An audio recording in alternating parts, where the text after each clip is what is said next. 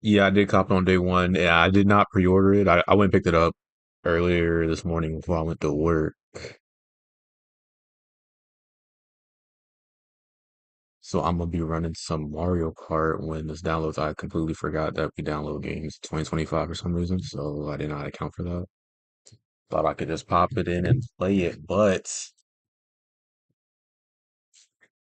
and my fault, yo. I was reading the bro. It's new, bro. I'm trying to. I don't even know where everything is for real. I was trying to read everything. My fault, bro. No sound.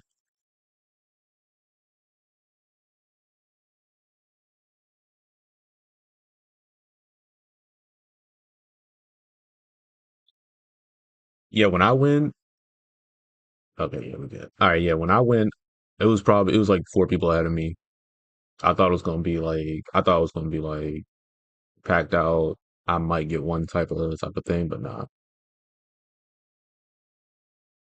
All right, good. We got sound cool. I do remember like Nintendo said they were trying to cut down on like the what are they called? Scalpers, the people who be buying them and reselling them.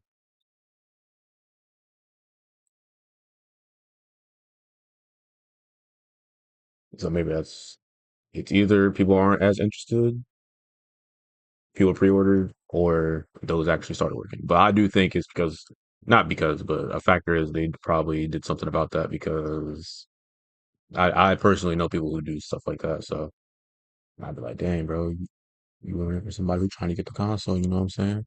So nah, I'll take this. I like that. Stress free. And I got a discount on it. Low key, yo, shout out. Shout out to that person that gave me that discount.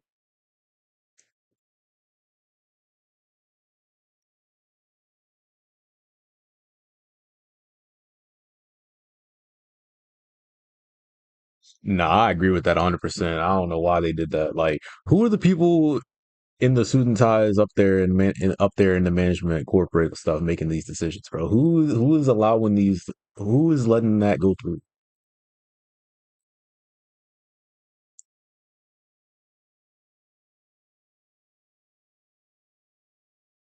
I'm not, but yeah, I'm not a fan of that either, man. Like, yeah, and I'm a person who always digitally downloaded my games. Like, I always went digital, not always, but a couple years ago, I made a switch. I just started buying everything digital. And even now, I'm still like, yeah, that's still a bad idea. 'Cause I know people who collect the cases and stuff.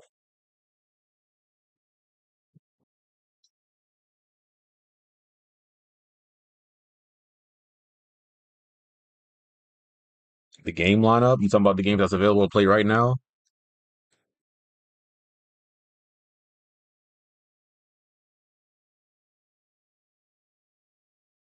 I was literally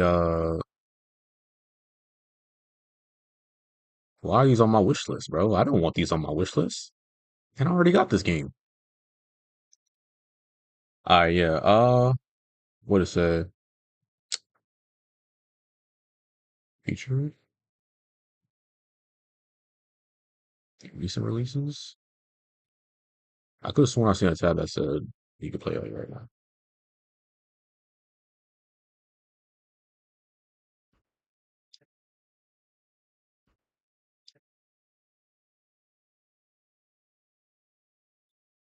Bet. I'm glad we experienced the first look of this game together, bro. I haven't.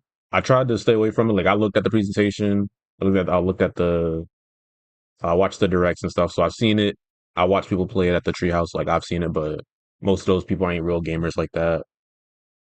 And I'm pretty sure they hid some of the stuff that's. They probably had some stuff they just didn't want to show. So we gonna see some stuff like Rainbow Road. I haven't seen Rainbow Road. I've heard it's in the game, but I don't know how to get it. I don't know where it's at. So, and I ain't gonna lie, I'm trying to. I think I don't know if I still got the big streamers that I watch. They're not that big, but they're way bigger than me. The big streamer. Oh, there used to be ex Smash players like Void. I don't know if you remember Void. I be in his Mario. I used to be in his Anytime he would stream Mario Kart 8, um, he would join a public game and let his friends join. So I would just be playing with him, and then there's some others, but I gotta check the friends list see if we got the same friends list still. Oh yeah, dude, I want to play as the cow.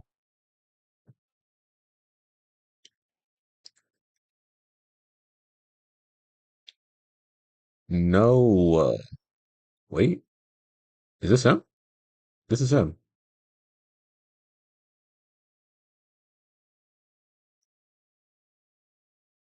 All right, cool. Yeah, that's cool. What? Oh, Naira. It was Naira. Naira Void. Sometimes Ace. Some random people be streaming too. I just try to hop in.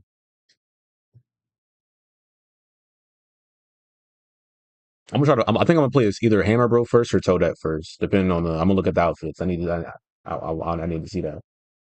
How the Joy-Cons feel, and also how does connecting, disconnecting them from. Yo, I ain't gonna lie,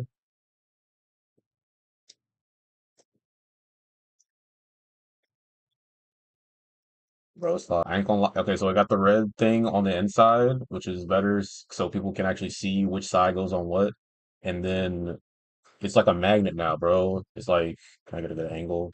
A good angle, better angle. It's like you just stick it to there, and it does it by itself. So that's very nice. Whoa, almost dropped it.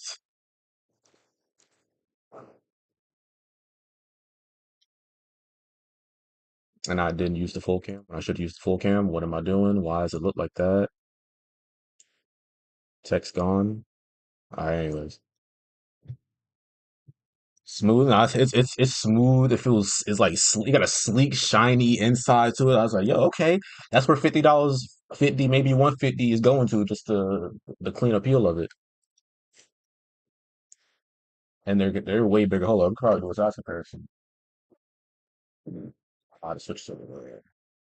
I'll size up later. I'll size up later. Yo, imagine. But are the larger Joy-Cons better or near same as small? Nah, they're larger, and I would say they're better. I haven't played with them yet, so I don't know how quick I'll get carpal tunnel with them. But in my hands, they feel way bigger.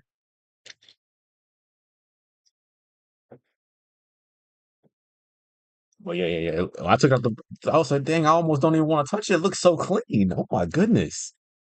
I'm curious to know if the bro, the pro controller costs more than the games, bro.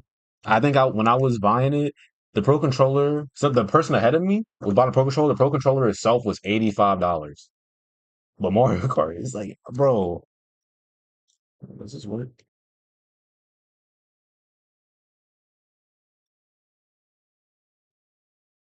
I heard it. I felt it vibrate, bro. I felt the controller vibrate.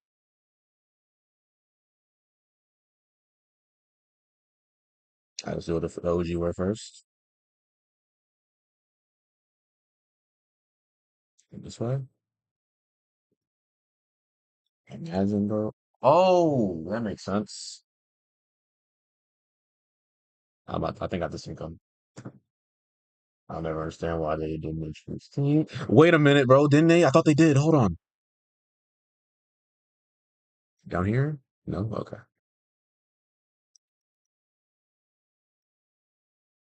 Deep. Yeah, you're right. I don't know why they didn't do that either, bro. And why you make a list format if it's just gonna look like, all right, you know what? All right, somehow. Yeah, that's what's like, bro. Like, why can't we just put like around? Why don't they have like default pictures? I'll even take like a basic Mario background. Don't give me something. You know what I'm saying? Give me something. Looking at online, looks identical to the original Procon. Could not tell you the difference. From what the people was there was saying, they were saying it's like it has new technology with like I don't know what company they said has new technology in the whatchamacallits, the joysticks. They looked a little fancy up close, like on the box. It looked a little fancy, but I don't know if it functions any different, if it functions any better. Yeah, that's what I always thought. Cause I'm pretty sure this looks like how it looks like on the Switch right now. Anyway, like it just these two. And I thought or maybe I thought maybe someone in the chat said or something. I thought they said that they was gonna allow custom themes. Maybe somebody in the Nintendo Direct chat said that, and I was like, oh my gosh. No water come from the Switch? Oh, even okay. Oh, you're right. You are correct. And I don't know why, but it's muted. Oh yeah, yeah. There you go. My fault. Yeah, usually I mute everything because I'm superstitious. Not superstitious, but I'm like I'm scared something's gonna happen while I accidentally press the stream button and something's gonna get said or some. Yeah, I just mute everything.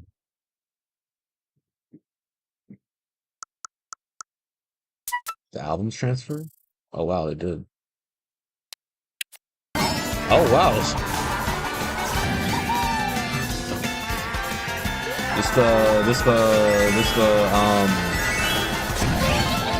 the HD gameplay. Even though it's probably I'm at saving it now.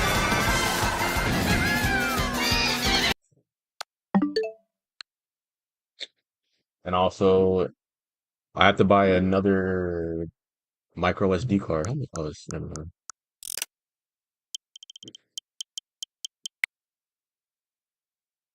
206. I mean, that's not bad, but I know it's I can fill up quick.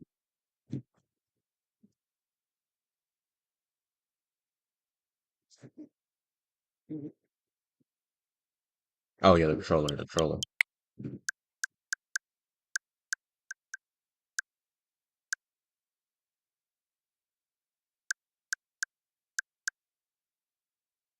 Swap A and B. Interesting. They listen for real because that's a complaint that a lot of people have.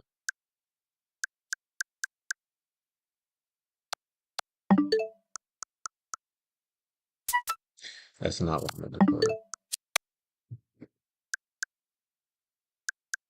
Mouse controls.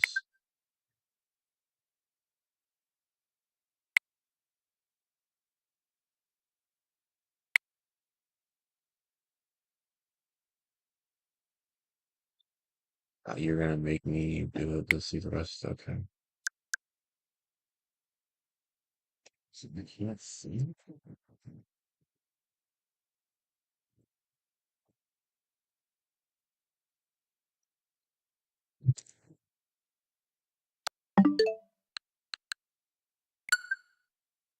Okay.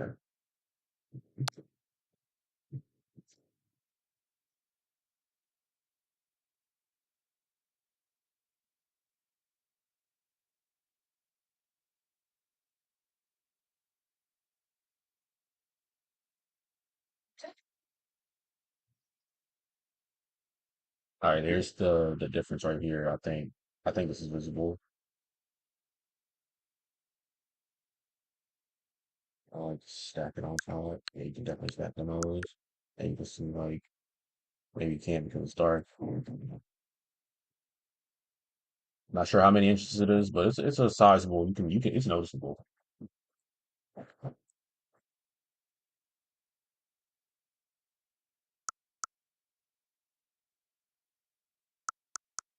Uh,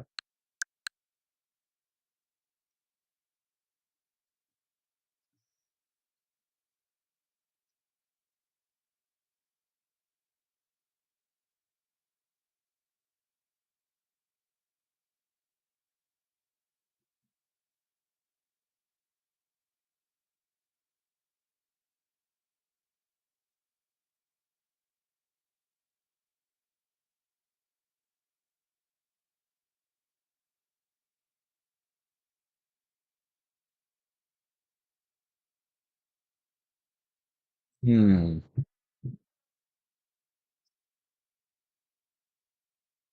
The new con with the black matte and red highlights. Oh my god. Yeah. They I don't know who they what they did with the designer or the design director, whoever. But yeah, make sure to give him his flowers, bro. He did good on that. He put his foot in that. It's clean.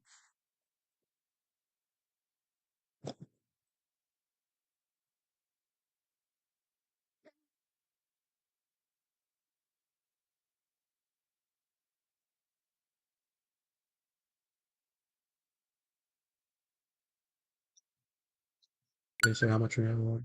24. All right, hold up. The game chat. I don't know what that is.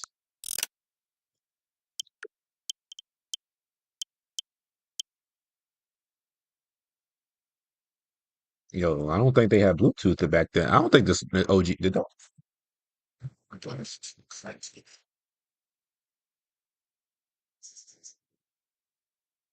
They did, they did. I just never used it.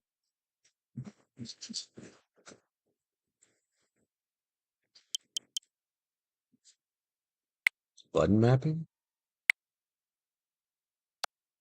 Interesting. See all the stuff I was like, bro.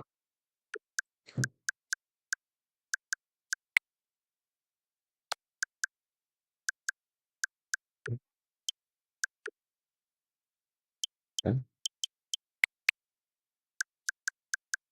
Yeah, what new icons y'all got?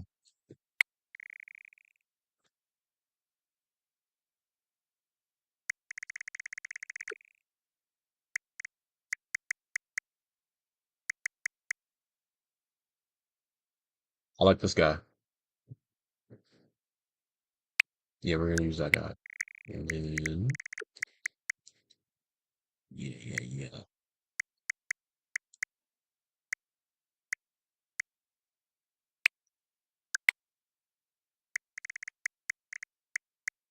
That's hard.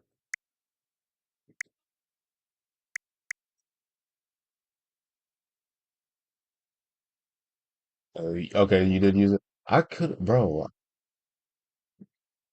I used it for John. Like, these people. Okay, that makes sense. That would make sense. That would make more sense. I was like, bro. I was like, why have I not tried that? Because most of my headphones have been Bluetooth. Oh wait, never mind. I know why. Because I get my audio from my laptop. Cancel.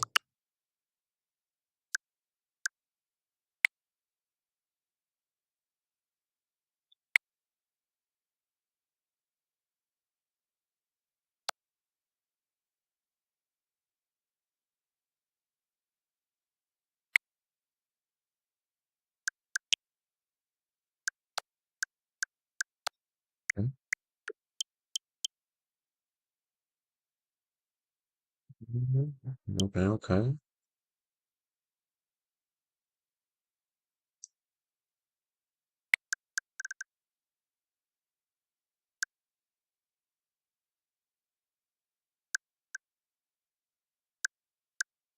I'm just nerding out and reading it. I'm just reading it and reading what's in here. Hmm. Hmm.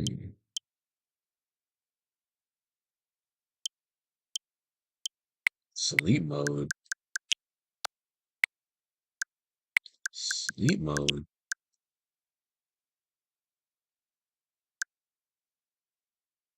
Like so zero mode? I don't like that.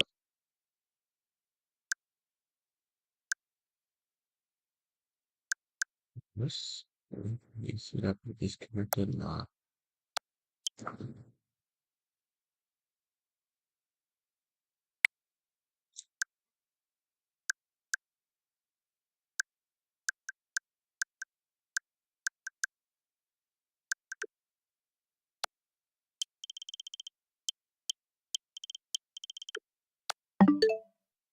Who's that?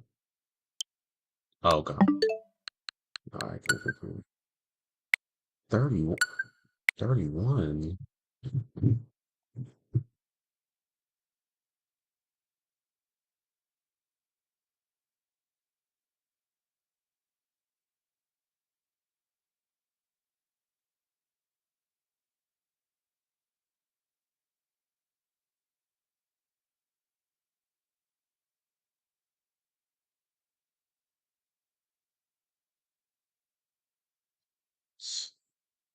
We got I don't think we're gonna take 44 minutes, but we gotta do something.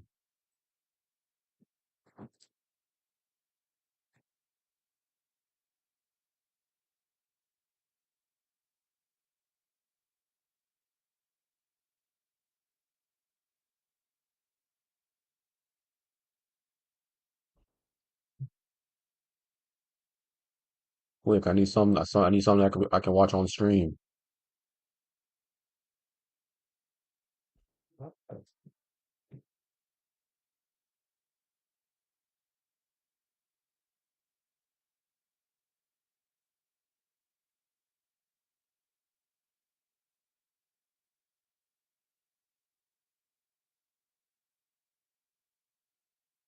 Hmm.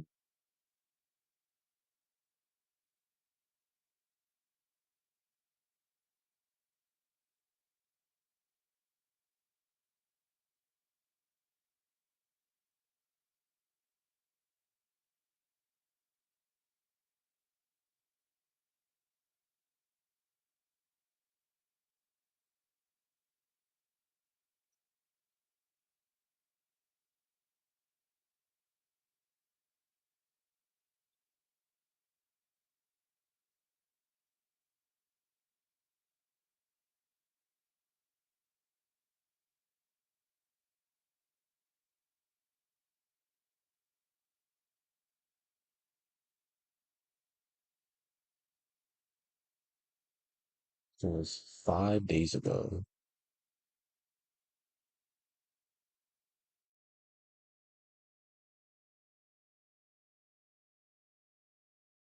Mhm.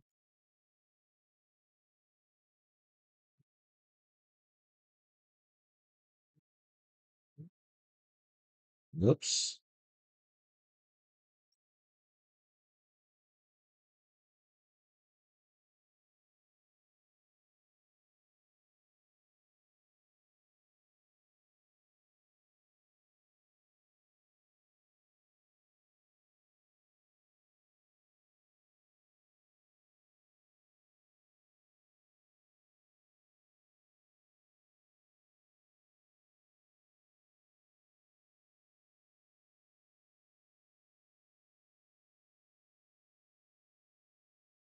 I think it's 50 minutes.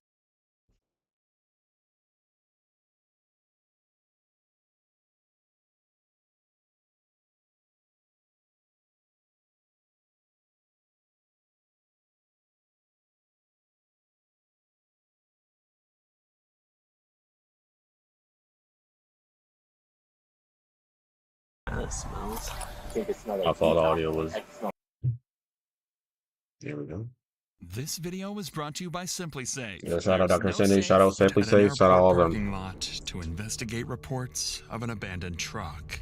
Initially, it seemed like just another routine call with nothing unusual. But that's when it hit them. That smells. I think it smelled like decomp. I can smell something.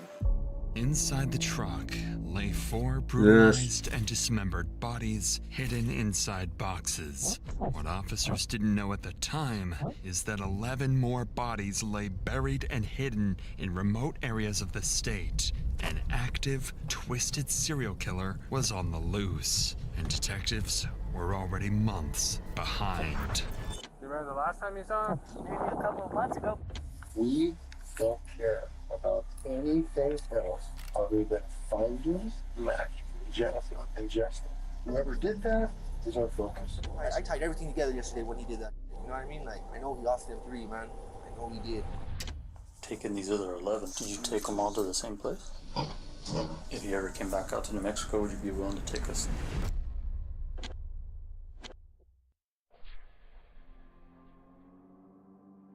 It started on a Sunday afternoon when police in Grants, New Mexico received a mysterious call. A landlord had just discovered something he described as disturbing while cleaning out an evicted tenant's home. Officers immediately headed to the address to investigate.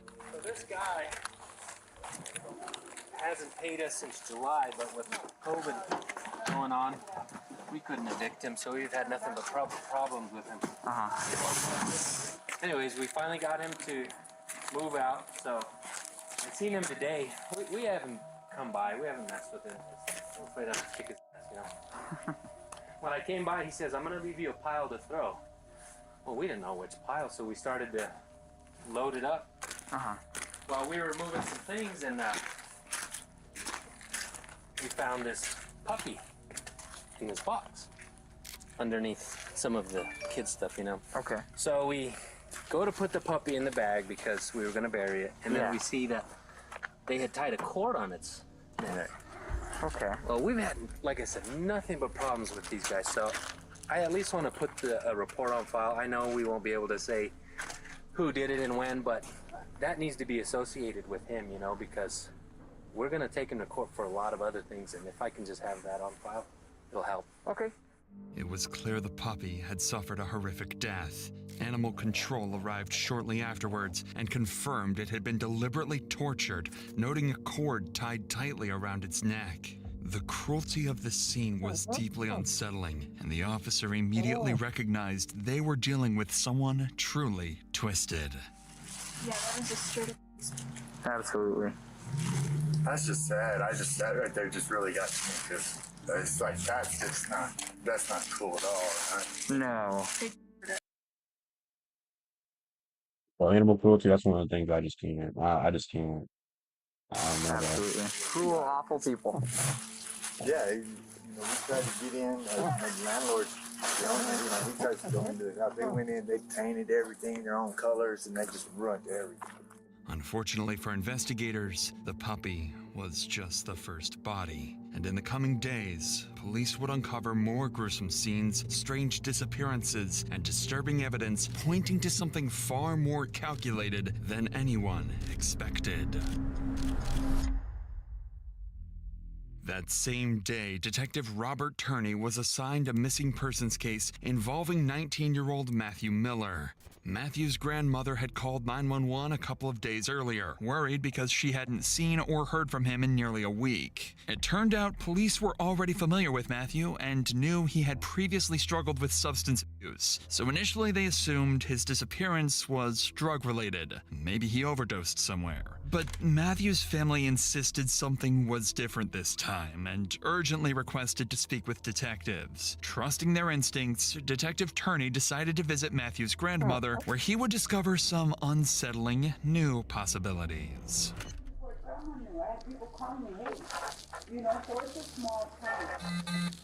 So you guys can help me out by just calling around to hospitals, clinics, rehabilitation places, other county jails, and just see if he's there. So prepare for the worst and hope for the best. Okay, but I will tell you, I had more than enough to arrest Matthew several times, and he's not one of those people that I wanted to arrest. Matthew is not going to pull a gun on anybody, right, to get his drugs. Yeah, no. He's not that kind of person. Yes, that's my main fear. And he probably has a little bit of a complex because he knows he's that kind of person. And so he's going to be real hesitant to reach out and tell you guys the actual truth about this person took advantage of me. Yeah, no, he You know what I'm saying? So just forgive him. All you can do is tell him you love him and you forgive him and go from there. After rehashing some information with Matthew's family, Detective Turney would go on to learn some critical details. Matthew's girlfriend told the family she saw him getting into a vehicle with several other people, including a blonde woman named Jennifer Lannon, someone Matthew had recently been spending time with. He also learned that Matthew often spent time with a close friend named Justin Mata and his girlfriend, Leonie Calzada. All three were known to use drugs together. Acting quickly on these promising new leads, police began searching locations Matthew was known to frequent, and soon enough, they located Matthew's Chevy Colorado truck parked and seemingly abandoned within a few blocks away from Leonie and Justin's residence. The truck was dirty, locked, and appeared to have been parked there for several days. Inside, detectives found clothing and personal belongings, as well as several unsettling items, including a pair of found clothing.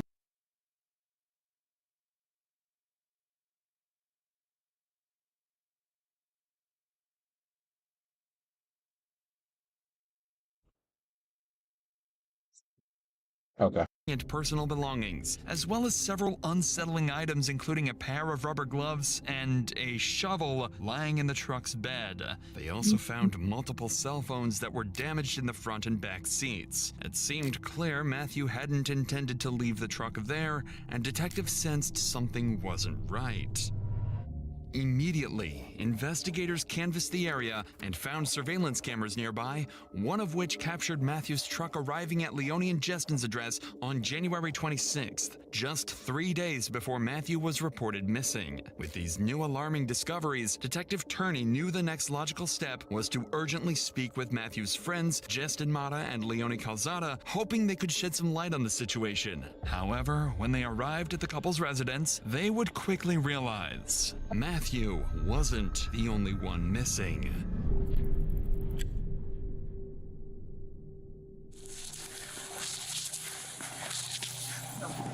Not the not the Mountain Dew. I was looking at I saw Domino's napkins. I saw the drink caddy from McDonald's. By the way, I didn't see the Mountain Dew. You sure? Okay, you okay if I come in? Hey, guys. Hey, my name's Robert. He's gone. He's gone. You gone? Yeah. Hey, buddy. Okay. This is Leone Calzada, the girlfriend of Matthew's close friend, Justin Mata, and someone detectives suspected might know exactly what happened to Matthew. This is very, very important. We're looking for Matthew Miller. He's been missing for over 2 weeks. When was the last time he was here? Maybe a year ago? A year ago. When I first got this place, yeah. When I first got it, last January. He hasn't been here since then. Like I know Okay. very well. What if I got video of his vehicle? Maybe Justin hasn't here, man. All right, we already got some red flags. I think she's lying off the rip. Only once a decade, bro. Some of these way people be living, bro. I'm like, hold on, maybe I'm not so bad, bro. Maybe we're not so bad. Myself. Okay. But no, she lying though. Probably. When he was in his once to bring over, I first got this place. A year ago? You think Justin would have, He would have, yeah, probably. when you weren't here? If I wasn't here or intention, yeah. Because they said all that, yeah. But he left on 17th and then came back. Yeah, bless you, little man. And then I went, 17th, that's a long time ago. yeah, and then I went to talk to the guy in Kingman. He's like, yeah, they left each other during the night and they're in Arizona. Do you have any kind of way to contact Justin? You have a phone number? No, he just left him to go. Well, what's his phone number? Email, He took Facebook? He took my phone, it's not working. He took my phone, yeah. Took a wife, Those broken phones. One of those was pink. Maybe that was hers. When's the last time you had any kind of communication with That's Justin? when he said, go by Coke. So I'm gonna go by Coke. And then from there. What I would like to do, all right, is look around your house for any kind of evidence of Matthew Miller, any kind of foul play. I'm not looking for anything other than that. According to Leone, her boyfriend, Justin, had also mysteriously vanished, and she hadn't seen him since January 17th, nearly 2 weeks before Matthew was even reported missing. But investigators knew something wasn't adding up when Leone insisted she hadn't seen Matthew in nearly a year. Surveillance footage clearly showed Matthew's truck outside her residence just days before he disappeared. With their suspicion mounting, detectives decided to search Leone's home, hoping to uncover whether she might be hiding something. Or someone. Did you notice anything strange that happened around here? Did you notice anything different around here? Like signs of any kind of blood? Needles? What about needles or fentanyl pills or anything like that? That's what he was using. I'm not sure though. Not pretty sure, but that's what the lights. Yeah. What's the gas? It was already. Okay, guy. Oh wait, actually, the Texas makes sense here. In a trunk per year. That's my max. Despite their best efforts, investigators found no signs of foul play or violence. Still, Detective Turney couldn't shake the feeling that something was overlooked, so he returned to speak briefly with Leone, unaware she'd drop a crucial clue.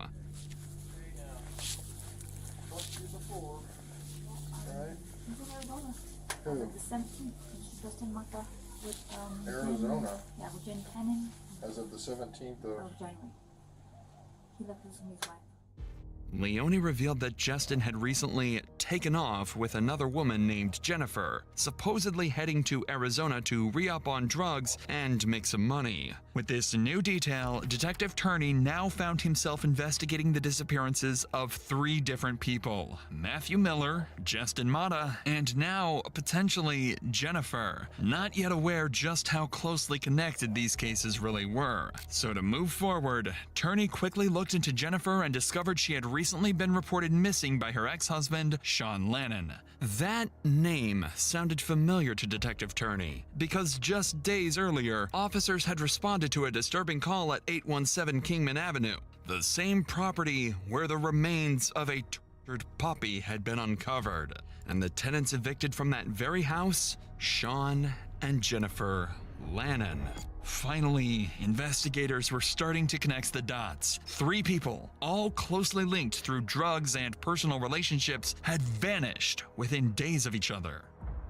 Detective Turney realized it was time to canvass the neighborhood surrounding Sean and Jennifer's former home, hoping a neighbor might have seen something suspicious or could offer the lead they desperately needed. That's when they found a neighbor whose security camera was pointed directly at Sean and Jennifer's old residence. And what the investigators saw on the footage. Hey, yeah, that's like something I take away from these videos also. And bro, there are cameras everywhere nowadays, bro. Everywhere you go, every corner you look around, there's a corner. So, bro, so you, like Flight be saying, bro, if you're doing it. Would finally bring some much-needed clarity to their case. Without this neighbor's camera, detectives might have hit another frustrating dead end, and it shows just how important reliable security can be, because when something happens, every second matters. That's why I partnered with Simply Safe, along with real-life security Simply queens, Safe, those shout out pros, Dr. police, Insanity. propels the intel friends. Find myself using the most is to communicate. This is important. Make sure you get a security camera for your house. Get back to the video. Thank you. On January 26th, Matthew is seen entering Sean's home, but investigators never see him leave. Hours later, Sean is spotted on camera driving away in Matthew's truck, and when he returns, he's alone, on foot, and Matthew is nowhere to be seen. 2 days later, on January 28th, the same camera recorded someone loading household items into a red Dodge Dakota parked outside the residence and driving away.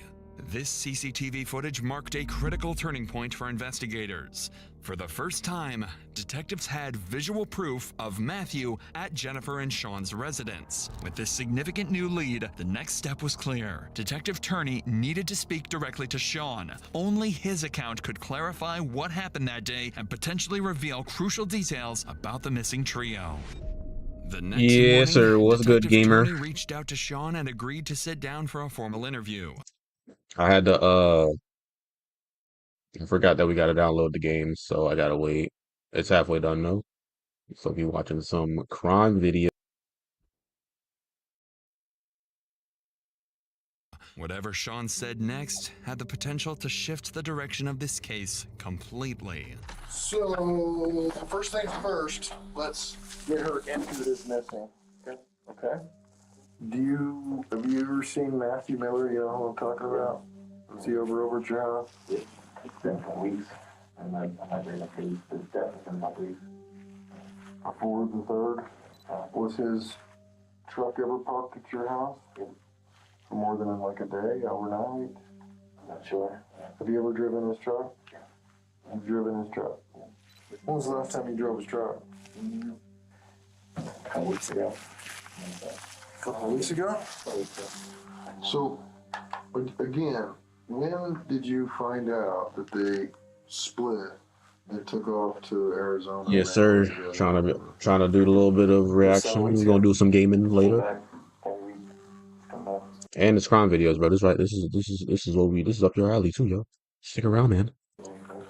Did you have anything to do with Jennifer's disappearance, Matthew's disappearance? I'm not sure when you came in. This is the last time I'm pausing the video. I don't know what last time you came in, but it's about the cop. Yeah, you can see the title. Yeah, this dude's been going crazy, getting hit. Some I don't know who doing it. Do you think something bad happened to Matthew and Jennifer? I know Jennifer's drug of choice used to be. And again, these drugs, Finney, heroin, stop doing that stuff, bro. If you're doing it, get off that. On bills, I couldn't imagine anybody would have. She loved those. Man, it's just I just got a really, really bad feeling about all this. You don't. I do. You don't seem. I've been living in this circle for a minute. Has she ever done this before? Yeah. During the interview, That's what I was saying, bro. I Turney was literally noticed thinking the something same thing. I said that strange. can't be the Sean only picture that y'all remains got. unnervingly calm, especially considering his ex-wife and the mother of his 3 young children has Gotta just be dope. Oh yeah, he was vanished. going crazy. He Turney got a begins 5 to kill streak. question Oh wait, I whether think he got a Sean is 7 kill simply streak. He got bystander a caught up in a an attack tragic chopper right now. situation, or if Attack he knows helicopter. more than he's letting on. The next day, Detective Turney would get his answer, as police received an unexpected call from a man named Josh Hall. Josh was an acquaintance of Matthew Miller and claimed he'd recently witnessed something that deeply concerned him, directly related to the strange disappearances. Investigators quickly arranged for a meeting with Josh, hoping his account would finally provide the breakthrough they were looking for. Hey man, what's going on with Matthew, man? That's my chick's cousin. My fault, y'all. I just noticed Check the this out, quality. man. Yesterday, alright, was at Kelly's. Alright, Sean told me to go talk to you. And I guess he Kyle, you talking about you talking about this photo right here, right? Why do they keep showing this? Why do they keep showing this? had to go talk to you or something. Talk to cops. He goes in Kelly's in the garage, stashes the bag in the ceiling. Gun, jacked his wife's IDs, some clothes, some other shit. Everything, just stashes it there since he had to go talk to the cops. I was there. I was there. Sean killed all 3 of them motherfuckers, man. I'm telling you, he murked all 3 of them people, man. He's putting it off on Martha that he ran off and everything. Why in the I don't know, man. Kelly's like my sister. I know all it, you know. I killed all 3. I know he did, man. I know he did. He did, man. I'm telling you. Come on, they find the truck right by his house. Facts, You know though. what I'm saying? They did him dirty. He was throwing a trip over his, you know what I mean? Like, damn. Martha was she his chick.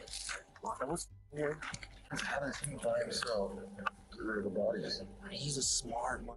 One at a time? He's kid? Come on, look how long they've been missing for. He just barely reported his wife missing. His wife's been missing since like the 23rd.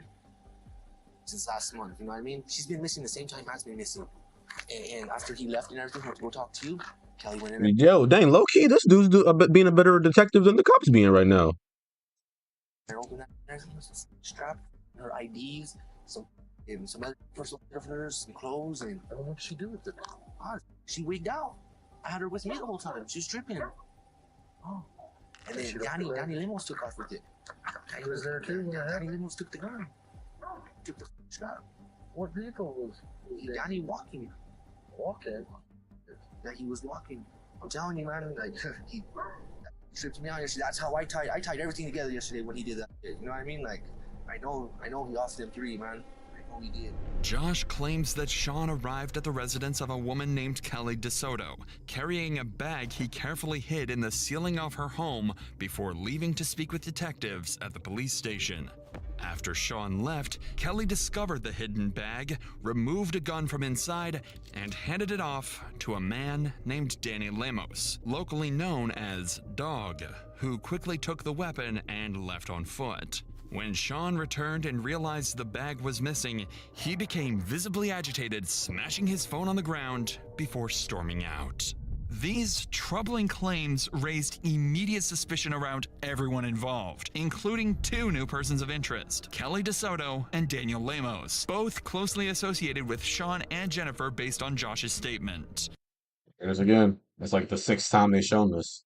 Danny Lemos was nowhere to be found at the time, so Detective Turney knew he urgently needed to verify Josh's account by speaking directly with Kelly, and more importantly, find out if she was hiding anything that could help connect the dots in this increasingly tangled case.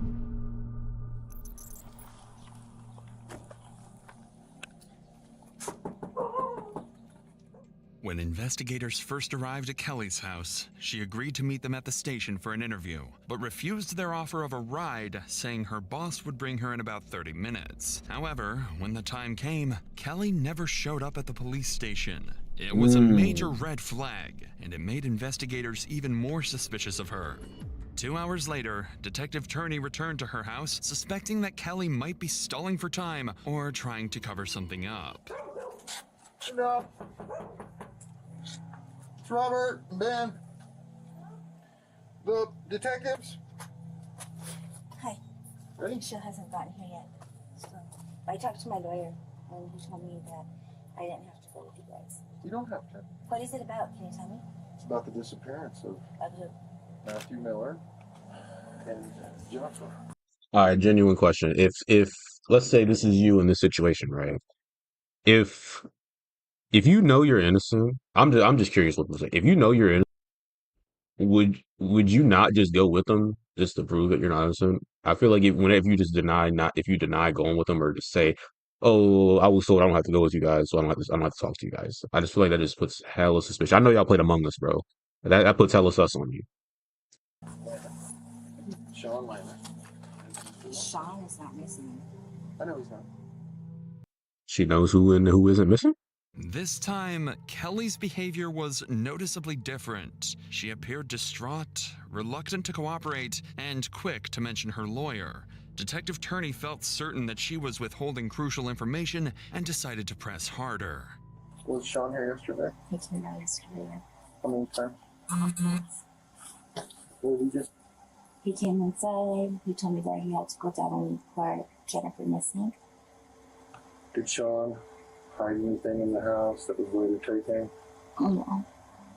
Did he destroy his phone? Yeah, right here. I forgot. He destroyed his phone. Did he bring a bag inside that had a gun No. or any of Jennifer's identification cards? I Did didn't see you look anything. in it? Legal. Did Danny Lemos take the gun later? No. Do you think he did something to Jennifer and Matthew? I honestly don't. He doesn't seem like that type of person. Why does everybody say that about everybody? He doesn't seem like that type I of. think you're lying to me about the bag and the gun and Jennifer's ID. Oh no, I don't know anything about. Like he asked me, he said, "Where's You didn't my?" bring anything in. Yeah, no, I didn't see him bring anything in. Oh, you're forgetting what I already spoke with. I know. Sean has some stuff in your shed. Yeah, he when he was moving. I don't know. I have a question. Nothing yesterday? No, I don't think so. Have you went through it? No. After some more pressure, Kelly admitted she had several suspicious bags in her shed, supposedly belonging to Sean. Curious about the contents of the bags, detectives quickly followed Kelly to take a closer look. I'm pretty sure yeah. I cleaned that box there is not his. I don't think. I'm sure it's not. And that paint can is not his. This one? What about this one? That's his. That's his. Oh, did you let him off his house? On Jackson? Really? She let us search that thing from head to toe. And outside too. Despite their best efforts, detectives found no clear signs of blood or evidence linking back to the missing people. It was a frustrating dead end, and the chances of finding them seemed increasingly slim. At this stage, investigators had narrowed down their focus to several individuals close to the missing trio, each with conflicting stories and questionable behavior that kept detectives on edge. But without hard evidence, options were increasingly running out. Desperate for a breakthrough, Detective Turney secured a search warrant for Sean and Jennifer's former home at 817 Kingman Avenue. Unsure exactly what or who they might encounter, officers cautiously approached the property, prepared for any potential threat.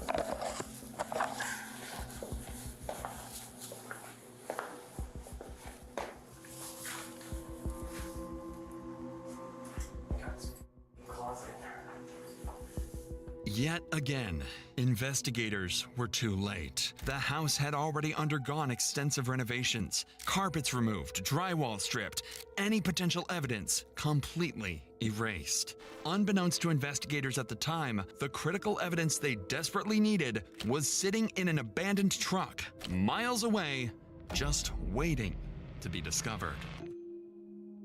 For now, though, every possible lead was exhausted, and Detective Turdy knew it was time for a more direct approach. So he called Sean once more, determined to extract something, anything, that could finally lead investigators to the missing trio. Hello? Hey, is this Sean? Yes, it is. Hey, Sean, this is Detective Turney. How are you doing? Good, how are you doing today? Good, man. I've been trying to get a hold of your other number, and it's not working.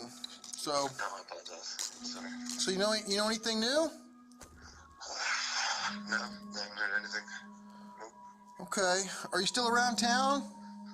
No, I'm in Albuquerque. No, we've made some progress here and there. I've got a bunch of pictures of different vehicles. I'd like you to take a look at, see if you could help me identify them. Good time tomorrow. I wanted to come in and stuff I got to return to the school. Okay. All right, just make sure the kids are taken care of, and we'll go from there. Yeah. All right, Thanks, sir. we'll see you tomorrow. Bye. Thanks. Sean sounded cooperative and willing to help, promising Detective Turney he would come in for questioning. Yet, Sean never showed up. The next day, Turney even offered to personally pick Sean up and bring him to the station. But once again, Sean failed to appear. At this point, Turney felt certain Sean was deliberately stalling and knew they couldn't afford to waste any more time. He's done playing cat and mouse. With the CCTV footage and witness statements pointing directly at Sean and Danny as crucial figures, Detective Turney knew he needed to bring them in for questioning. So investigators dug deeper into both men's backgrounds, and that's when they hit the jackpot. Sean had an outstanding warrant for missing a court appearance related to a 2020 assault and battery charge. It was the break they needed. On February 25th, officers located Sean in Albuquerque and arrested him without incident, transporting him directly to the Grants Police Department for questioning. Detective Turney's goals for the interview were simple: determine exactly what Sean knew about the missing trio and find out where Danny Lemos had vanished after taking the alleged gun. Let's go back to Matthew's truck. Okay, so it starts to back in there, and you're the last one who drove it, right? So let's go backward from when you parked it. Where did you go with it that day? Do you remember specifically? The only places I ever traveled was one time to McDonald's. I thought that was the last day we ever used it. And I got Smith's, we got water, food, Walmart, that's it. Is there a tracker on the truck? My phone was always on, like, pull the line. I'm not going in the mountains. I have children. I don't have any bodies. Like, I was a medic in the Army. Like, I have 3 kids. I don't think you're capable of doing something like this. I think you're very capable of defending yourself, though. An accident happens. If it was nice, I would be like, that's self-defense, because self-defense is peaceful, but literally, no. The biggest fear in my house, why the pistol stayed in the house, was Tato, like dog. Like, Yeah. that guy scares me. I'm not gonna lie about it. Yeah. So, Who told you to park it there? Justin? Justin was there at the house, talking with, like, they're all chewing on the soup. Who's all there? Jennifer, Justin, and Matthew. And he gets a boatload of pills from him. And they're like, we're gonna go score. I mean, they had no money, nothing. So you take the truck and the kids. No, they leave the truck and literally I'm like, well, I need to go. Like, can I get some fucking groceries or some shit? Okay. And literally, I'm like, what do we do with the truck? He's like, leave it. I'm like, yeah, leave the shit here. Like, no. I was like, you're not gonna park in front. No, I need to go to the dumpsters. I need to go to $1 for water. And, And so they told you in the house, when you're done with it, to park it at the Lubbock Apartments. Matthew wanted to park it down the street. He says, no, my buddy's over there and you're near the apartments. Just leave it there. As the interview continued, Sean seemed to have an answer for everything, including the CCTV. He was a medic. He got to be innocent. I ain't gonna lie. I ain't gonna lie. Right now, I'm just as lost as the detectives right now, other than, unless this is the guy that they said wasn't responding, like continuously ducking. I think is footage, claiming Not he this only guy, but moved I the got truck sus on at him. I got Matthew and sus on him. Justin's request. He also appeared to casually downplay the entire incident, insisting the trio's disappearances were simply part of a drug-related business venture, nothing criminal.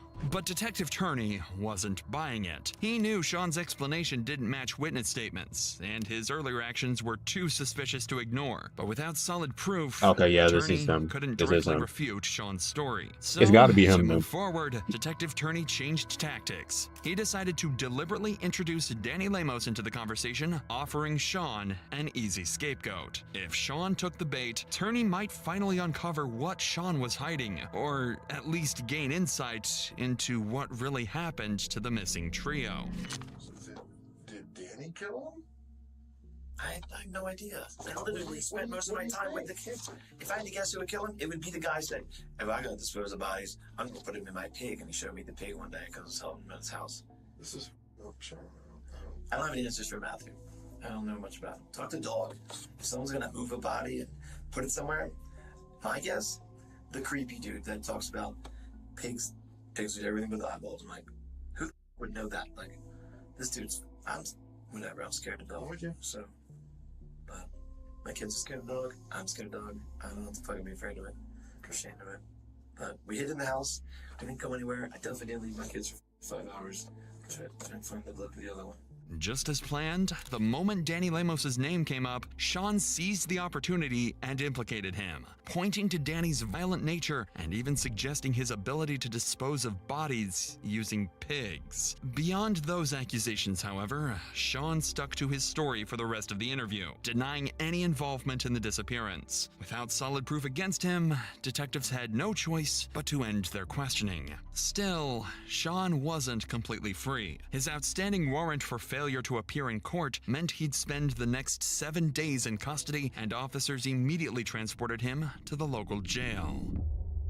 Investigators spent the following week interviewing acquaintances, re-examining evidence, and piecing together scattered leads. During their interview, one detail caught Detective Turney's attention: the mysterious red Ford truck that was spotted parked outside Sean's residence, later leaving with unknown contents loaded in the back. Investigators had not Dropping stuff out the back of the truck, bro. You probably didn't even go back and pick it up. yet located this truck, and Turney strongly suspected it might hold something crucial to their case. For now, though, 3 people remained missing, and police narrowed their focus to 2 prime suspects: Sean Lannon, who was recorded on surveillance driving Matthew's truck and potentially connected to the missing red truck, and Danny Lemos, who allegedly received a handgun connected to Sean before disappearing himself. With each passing day, Turney grew more convinced that the missing trio had been murdered, and that their 2 prime suspects likely held the answers. But the window to find something conclusive was quickly closing,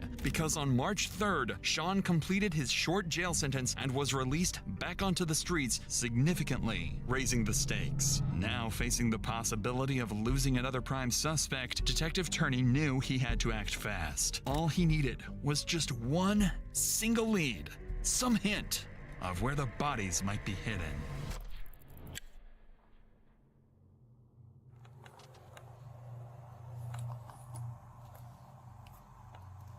On March 5th, officers received a call from the security at Albuquerque's Sunport Airport about an abandoned red Ford Ranger, eerily similar to the one from surveillance footage gathered during the investigation. What officers found inside would confirm the gruesome truth they'd been searching for.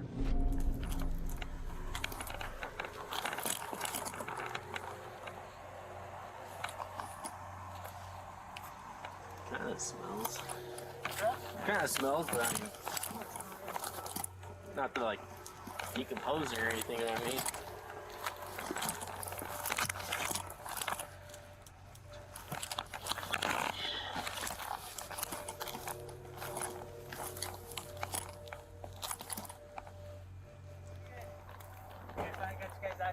Yeah.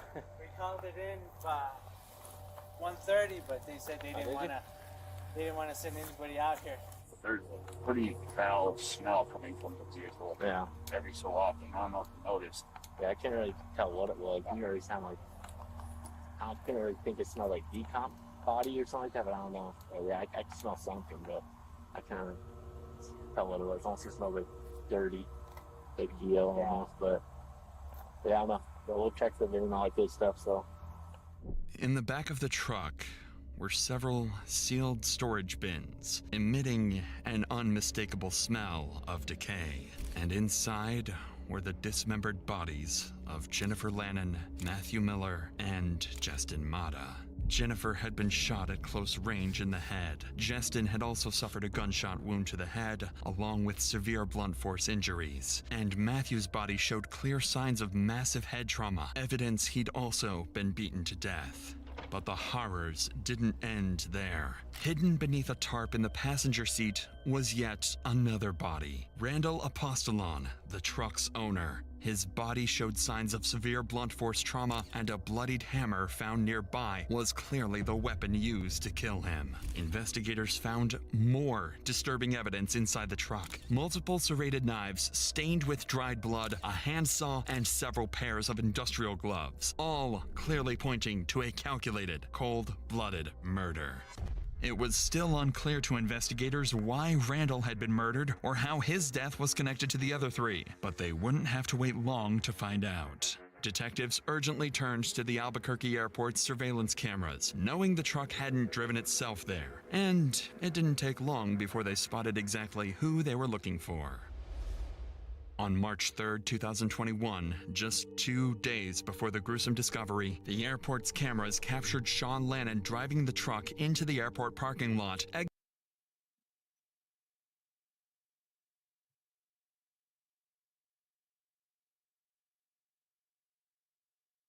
That dude all nonchalant, acting so confused, like he didn't know what was going on, bro. He was so calm.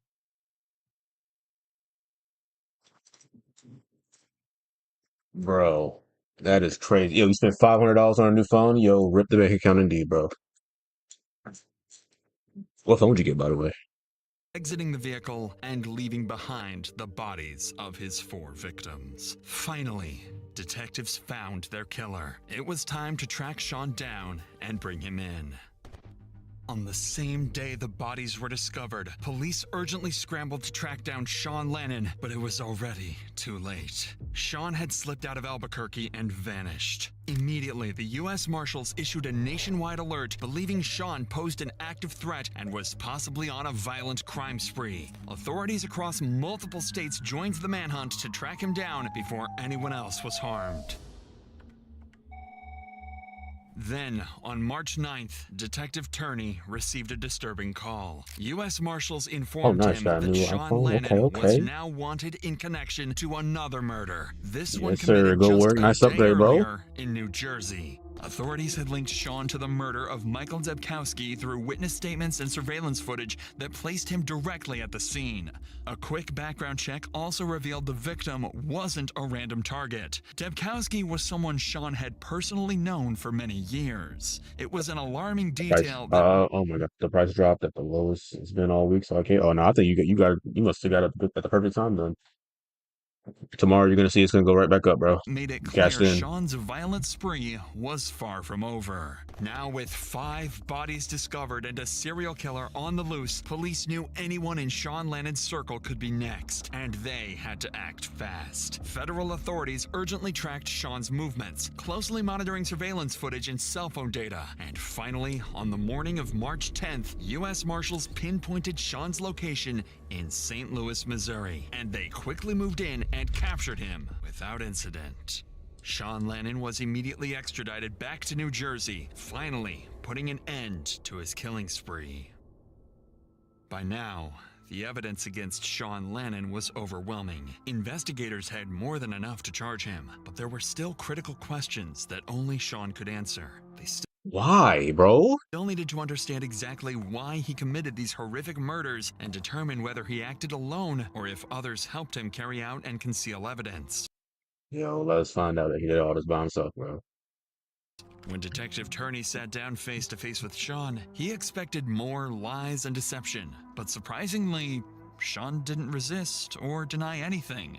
Instead, he resigned to his fate, openly admitting he was tired of running and knew his capture was inevitable. In his own words, he simply wanted it to be over. So, With nothing left to hide, Sean would give detectives exactly what they hoped for. A chilling, detailed account of the murders and the twisted reasons behind each one. Jen was already out with her. Wasn't enough to take her life. So she wanted me to make sure she went too, for sure. Because I realized she was breathing. She wasn't gonna OD. I went in the other room, psyched myself up, repeating that kind of emotionally charged statement of, "You killed the Garrison baby." So I had whatever to do it. I put the pistol on her head, and I pulled the trigger. Threw it level. A couple seconds later, I was positioned on the bed too. I put the pistol in my mouth. Put the handle up. Just slipped past my teeth. My son cried out. I was like, what the do I do now? Pull the trigger, kid's gonna see both of our hands went off. I rolled off so the rounds out of the gun, put it in the dresser. Closed the bedroom door, got the kids normal. Set them up to be in the other room. We didn't have a vehicle. John's boyfriend drove in the truck on the car end. So I pretty much slid her into a storage bin, a long one.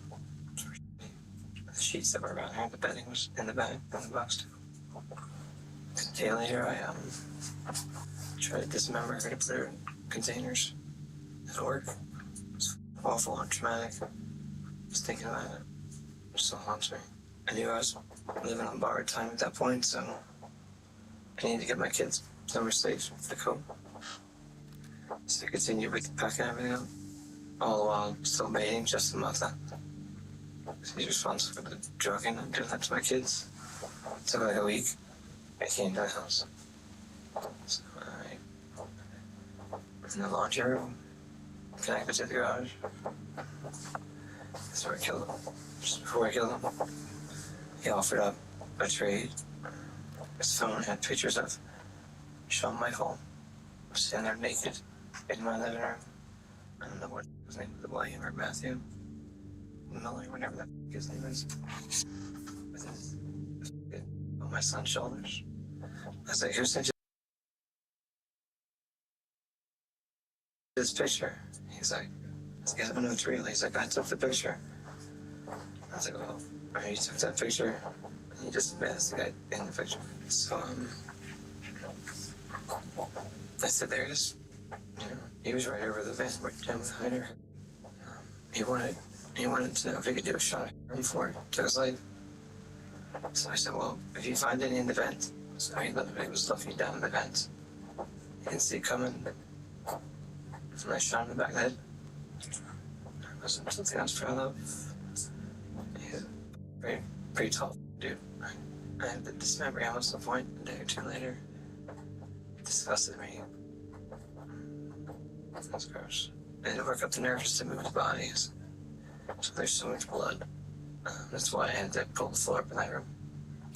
I still had a room that was the flooring that was pulled up in the kid's bedroom. A piece of landlord never fixed the water leak. And the carpet got molded. It was unsafe. The carpet was outside the house, and so was the padding if they slept for some other reason. It was still there when it worked. It took 2 hours before I had enough the ability to even go near Justin. When you got Justin over there, was this shortly after? Like how long between the time that you Jennifer, that you shoot Justin? It was at least a week. It took a while. Did you get him to come over? I was baiting as if I was Jennifer on the phone. Yeah. So you thought you was to meet Jennifer? Yeah. I also had pictures of Daniel Lehman. The download's almost done, so I'm just trying to. He didn't have Felicity. One of his vehicles in Albuquerque. At some point he brought me the boxes that put him in the back. I couldn't come up with enough money to get the vehicle, so he was going to take the truck back, so I found somewhere else for the boxes of bays, storage containers. I was going to hold them for $150. He wanted another $300 once we got to his place. Randy wanted wanted another $300 to hold the boxes. So I didn't have $300. So he's like, well, I'm gonna drop you back off. So we left, came back to the Pearl. The box was still in the back. Pulled in right there. We got in a fight. I killed him in the front seat. He was in the driver's seat. Throughout his confession, Sean remained eerily composed, showing almost no emotions. Even more chilling is the fact that just hours after dismembering the bodies and brutally killing Randall, Sean was picked up by police on an unrelated warrant and sat across from Detective Turney, coldly denying any involvement, while a truck full of bodies was parked just a few blocks away. So Tuesday, I grabbed the truck, and I didn't know what to do with it. I don't know anybody.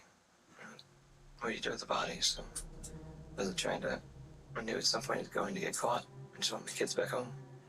I took them to the airport the day before. And I positioned them.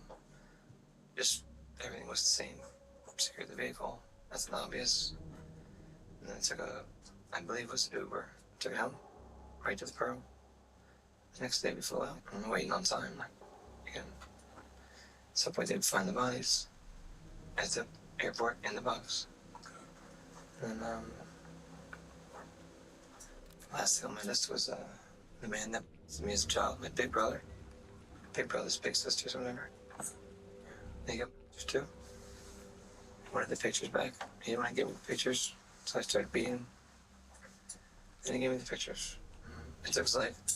So I'm proud of that. I'm proud of any of it.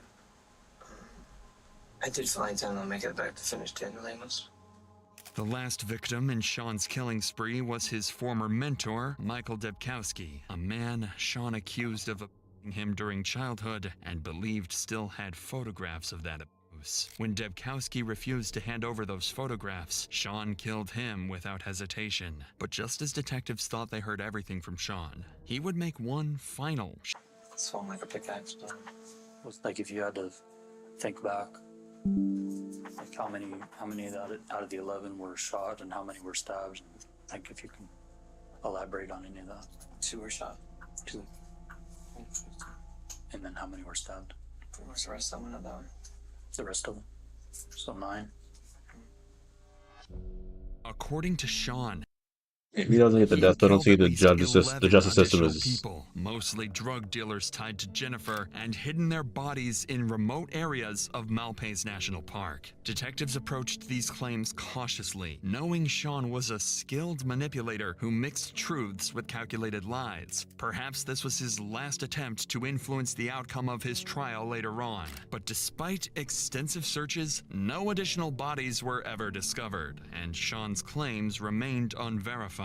Detectives also investigated one of the key persons of interest directly implicated by Sean himself, Danny Lemos. He was located in Albuquerque and arrested by U.S. Marshals on March 25, 2021. Danny agreed to speak with Detective Turney, firmly denying any involvement and expressing shock that Sean was even capable of these horrific crimes. He admitted taking the handgun Sean had hidden at Kelly's house, but claimed he had no idea it was tied to a murder and had quickly sold it afterwards. After exhaustive interviews and reviewing all available evidence, detectives eventually cleared Danny, along with all other potential suspects, ultimately concluding Sean acted entirely alone. In October 2022, Sean pleaded guilty to the first-degree murder of Michael Debkowski in New Jersey. He was sentenced to 35 years in prison. And in May 2024, he pleaded guilty to killing Jennifer Lannon, Justin Mata, Matthew Miller, and Randall Apostolone, receiving 4 consecutive Okay, there we go. 15-year sentences.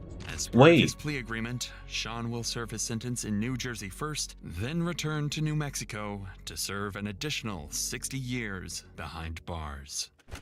Okay, that's basically his life, so I guess that's one of the worst crash outs I've ever had to hear about, bro. Everybody, that's terrible, bro. I think we're finally ready to play. Finally.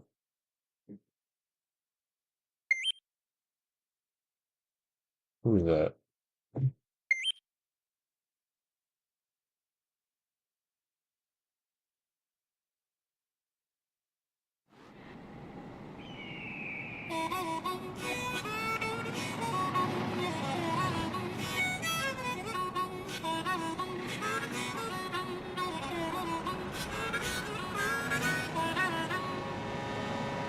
Mario Kart World!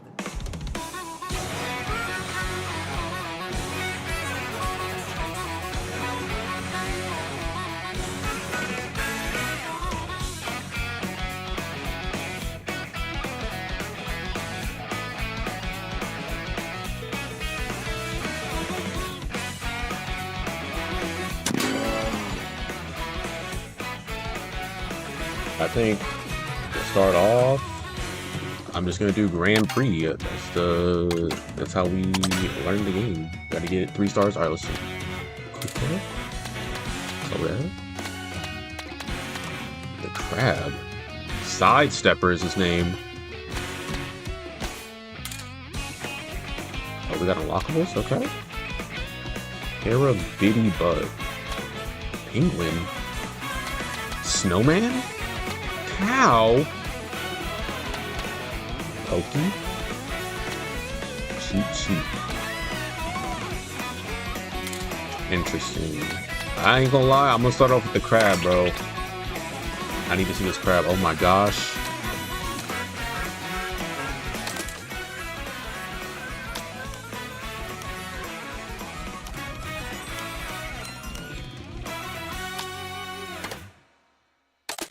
Who's that? Transforms, doesn't transform. Alright, I gotta find out what that is. Oh, he's got my type of stats. Cute Scoop.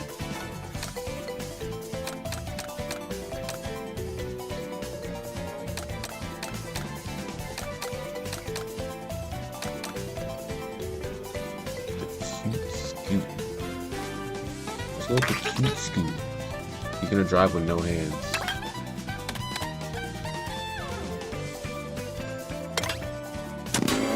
Alright.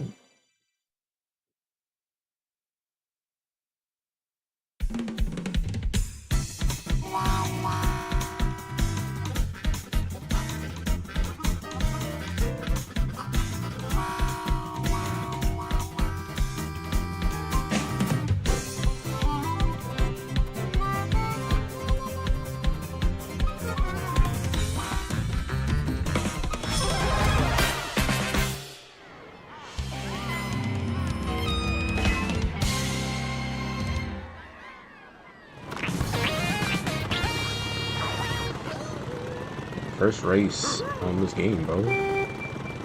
Ah, should have.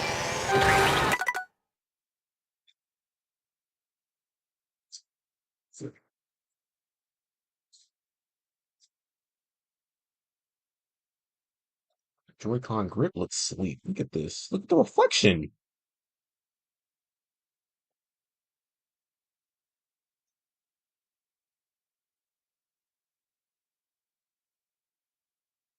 It's like magnets.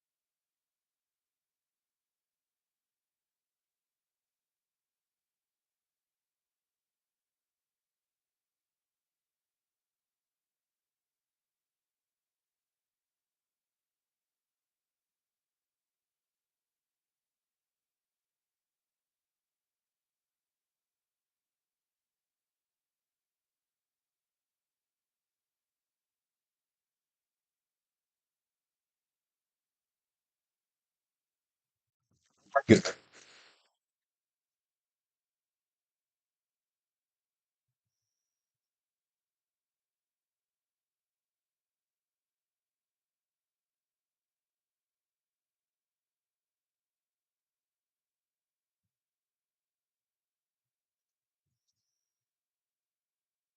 Oh, wait, how did that even happen, bro?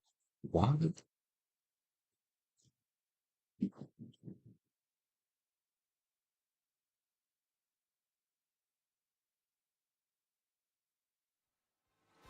and my audio's going? Oh no, there it is.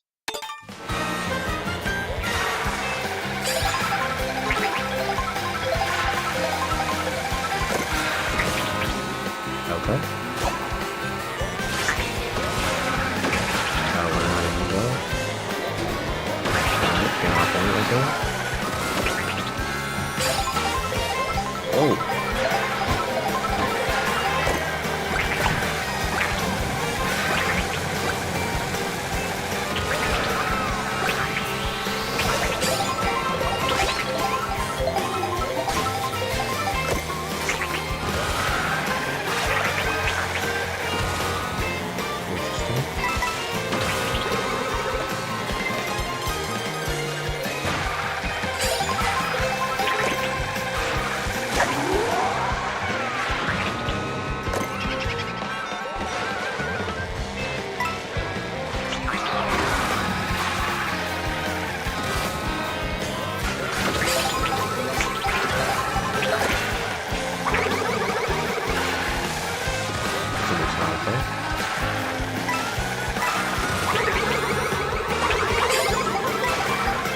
Whoa, there's another pathway. Get out of my thing.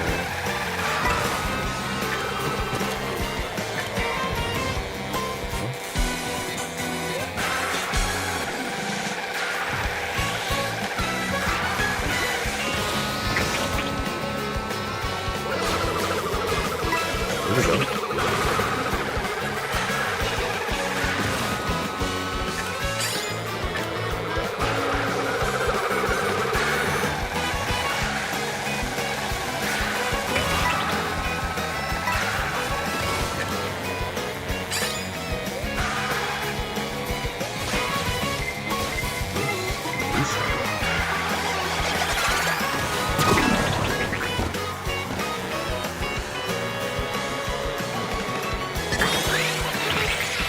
Interesting, bro. Very interesting.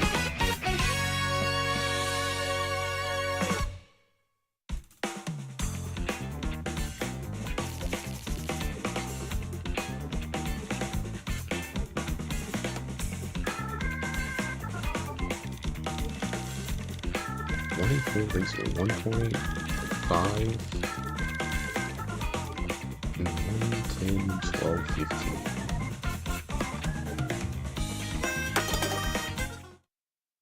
I already off the rip. I don't like sidestepper, bro. Like he doesn't do any cool tricks. I haven't seen it.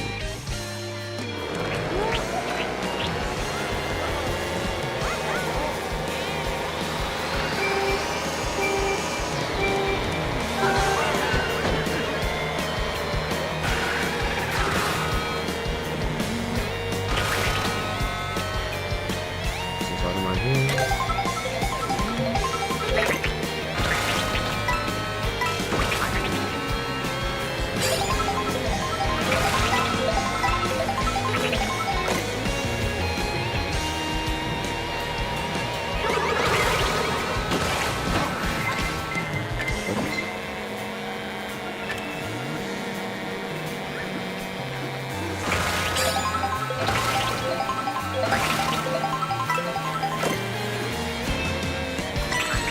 Kobe.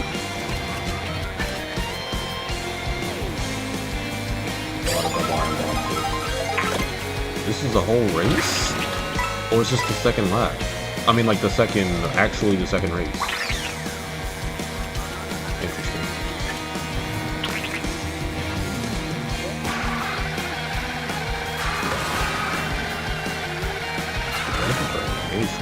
What is that?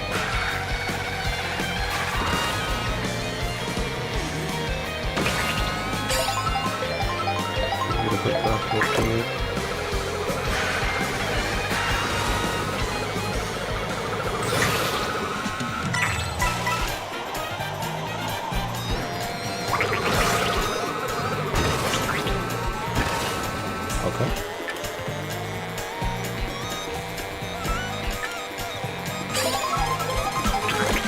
Yeah, it's just a perfect thing double con. Everybody knows this goes into way with this new game. Live and critical.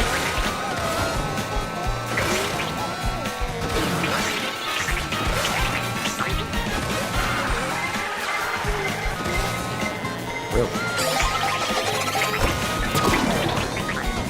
He didn't get hit. And nothing? Okay, that's different. I don't know how I feel about that.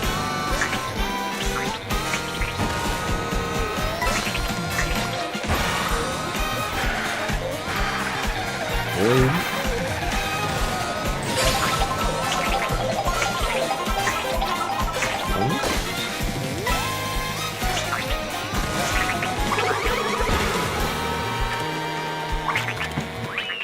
Okay.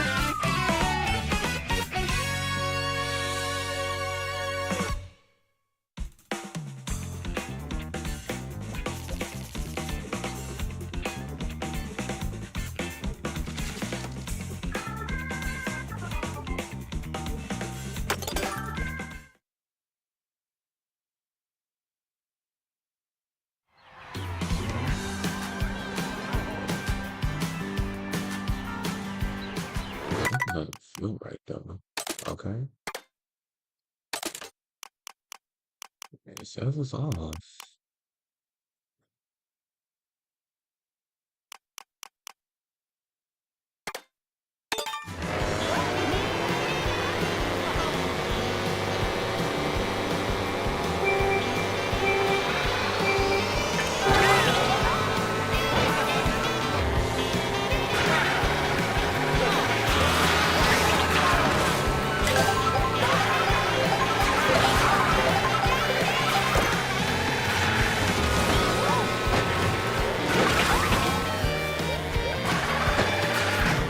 Whoa.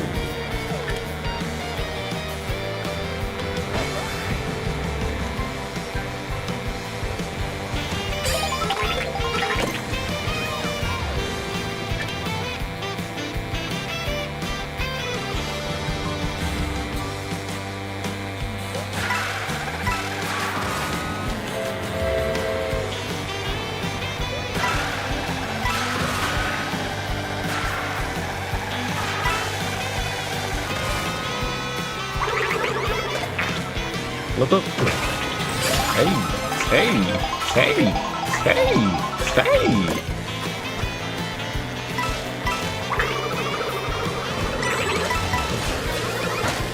Oh yeah, get him.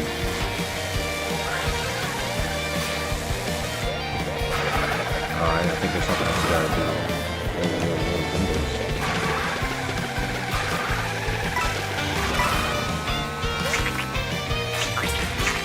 Wait. Okay, I thought you could trick on top of the rail right there. You can, I see a box right there.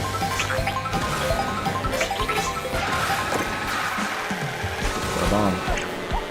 Toby. Long 12.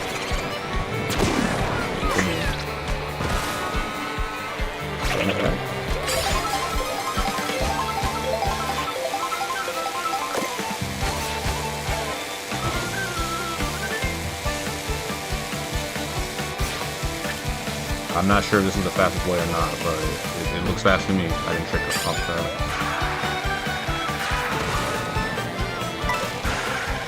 Oh, you get to do a turn? You can drive in straight line.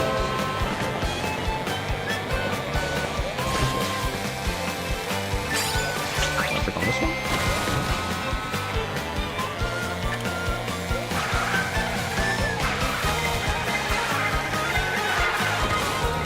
Got 3 shells, right? You shouldn't hit me? Taking it wrong way.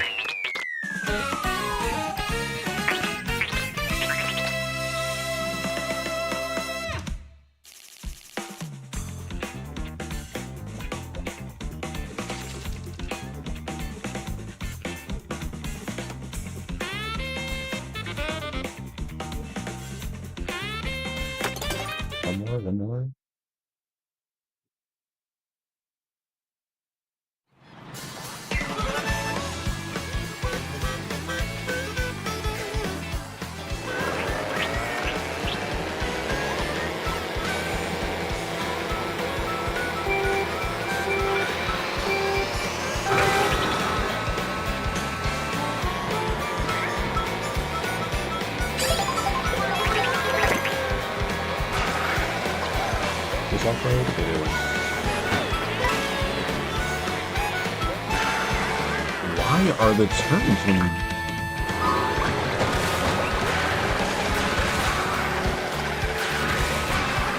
Yeah, bro. Oh my gosh, what is going on?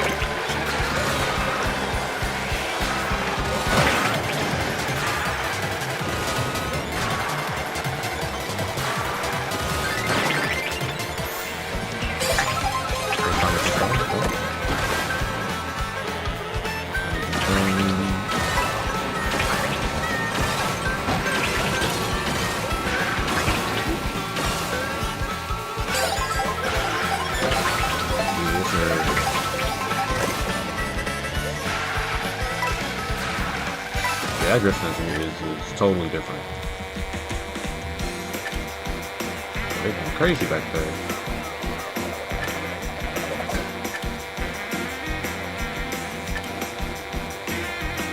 Yeah, it's just straight lines.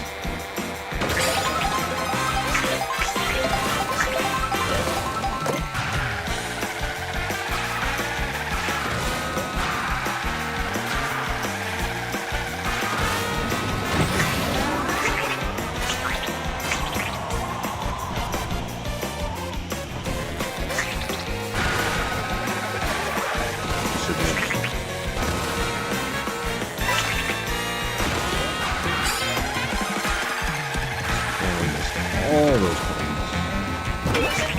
Hey, Donkey Kong. Hey.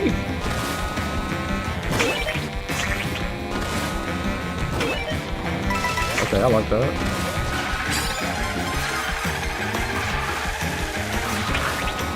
Are we going sideways? Just like in the game. Whoa.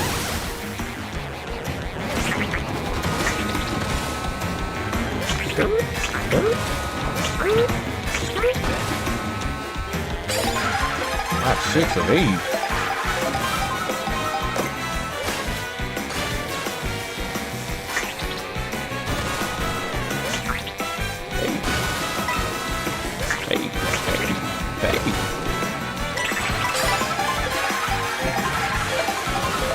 What the fuck is it?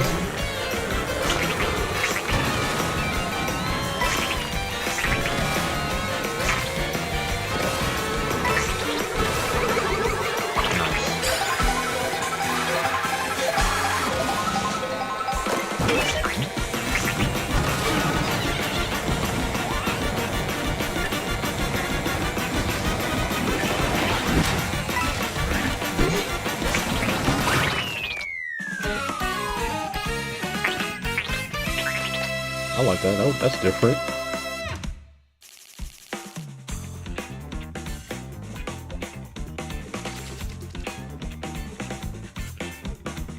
Oh no, you good, bro. I just played one Grand Prix. I'm gonna go through and do. I'm just gonna do all the Grand Prix. I gotta get used to the game, bro. It's way different. Not way different, but it feels like the drifting is by far not the same.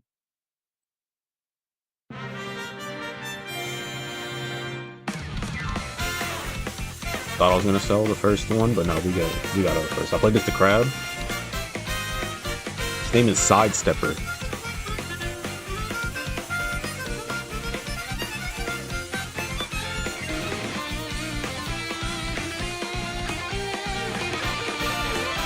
Taking character requests from the chat, bro. Taking character requests from the chat for the next one. I scored 6 points. Oh wait, look at Mario. Look at Yoshi. Yeah, how do you get skins? Oh, okay, new character. I didn't know how to get new skins. How do you get new skins? 50 coins. Stickers.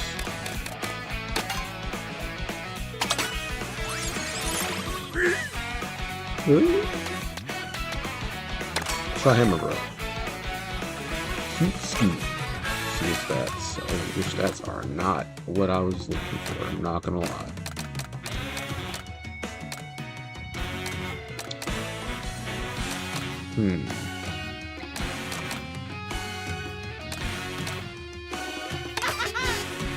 Maybe the stats don't matter. Alright, we already did that one. Let's do this one. Oh, ooh, this one looks fun. Okay, Mario Stadium and the Airship Fortress.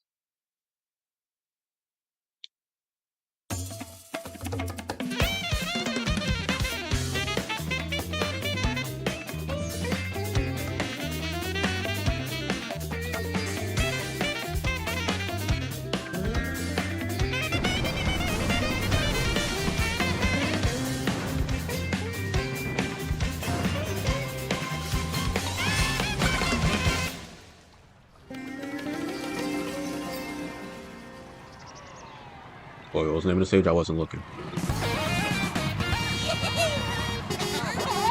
Okay, I like that. He's waving. Hold up, I like that. Oh. Hey, hey, hey, hey.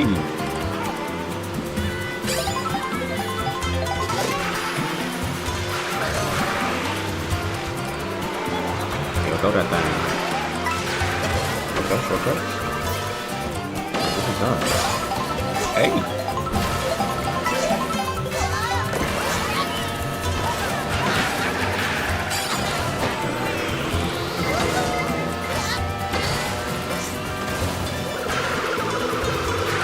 Yeah, I like how much you can trick in this game so far. Chill out. Alright.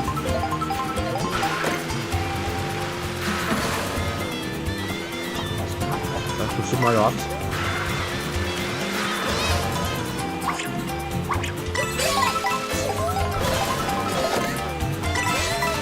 Whoa!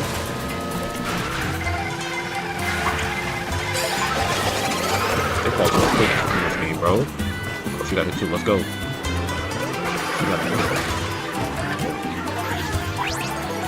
Okay. Alright, good shot. Somebody? Oh, it's the guy.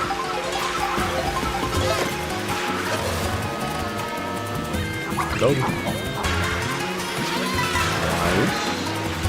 Where did he come from? Who is that? Whoa! Toby. Oh shit. Where are you? You get you too. Where are they getting these routes from? Nice.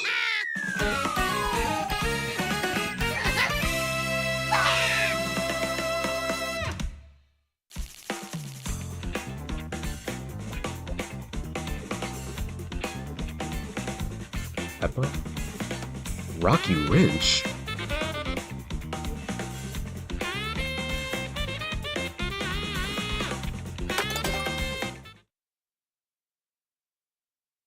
Oh, okay, I see. Shy Guy, Bazaar. That's Bazaar. Now I see that.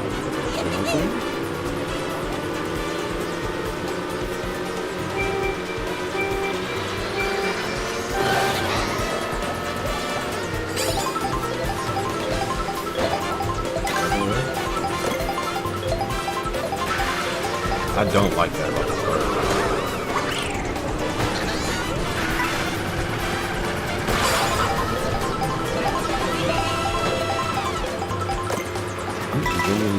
What's the point of that item?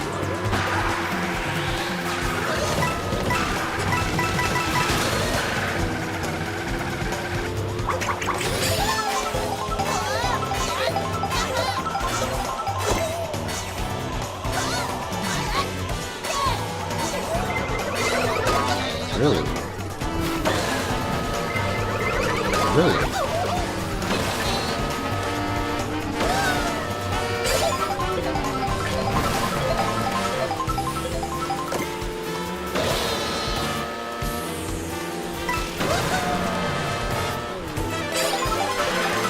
Okay.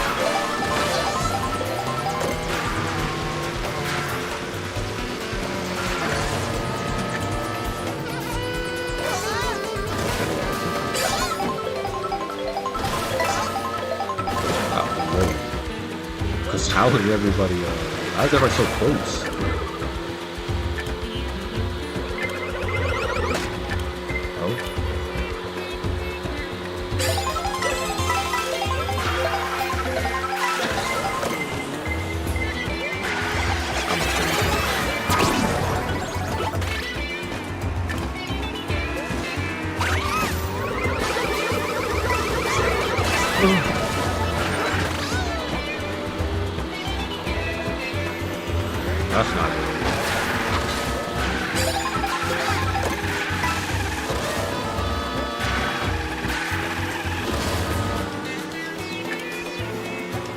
still got a chance.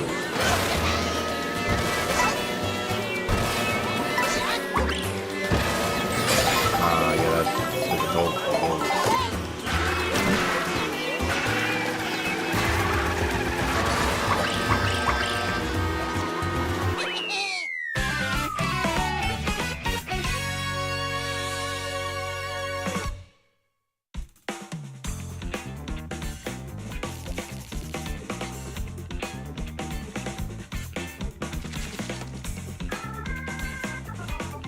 Crab. I think it was, can't remember. Still taking requests from characters for in the chat. I'm still unlocking them apparently. Yo, I see gold somebody. Who was that? Oh, he just got a crown on. Okay.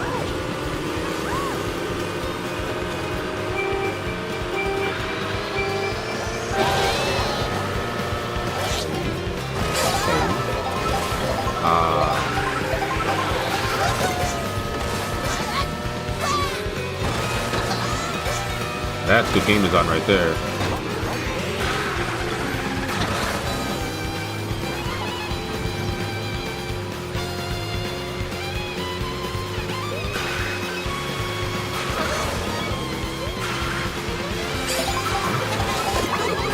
Thought I was gonna get a mushroom.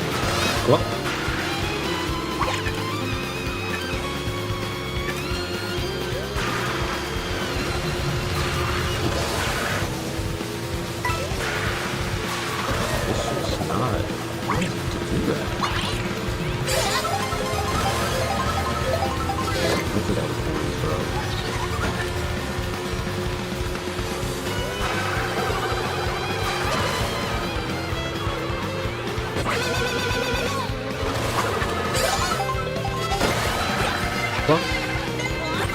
What is that? Golden.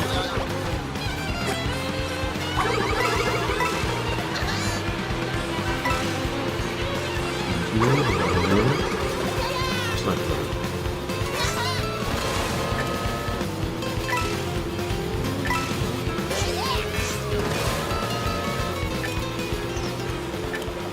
Up and they just naturally.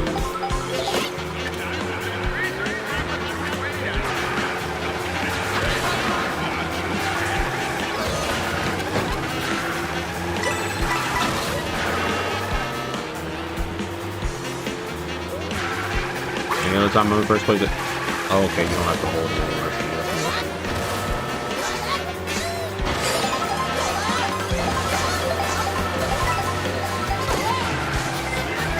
There's the blue.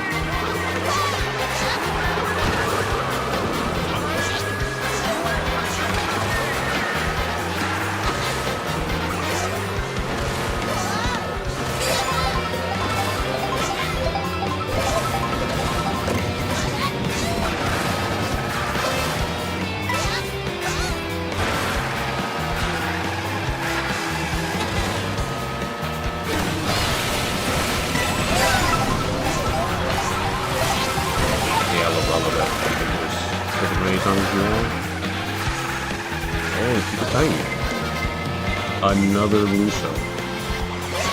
So it doesn't matter.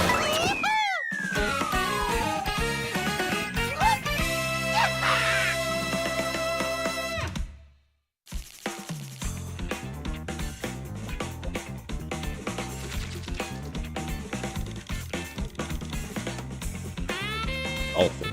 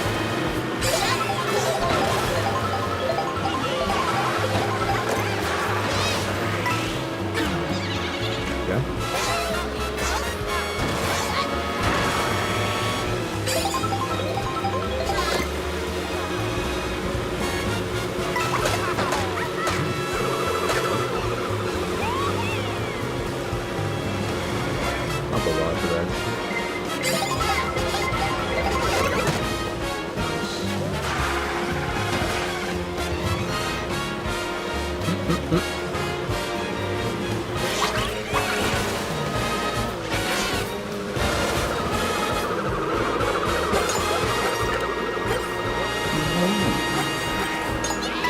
on there, partner?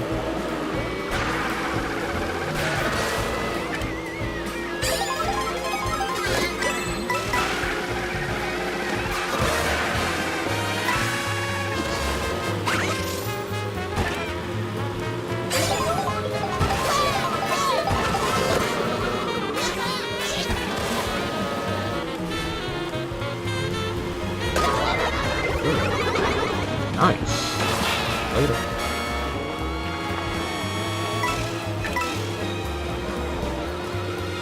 I feel like it's hard to get.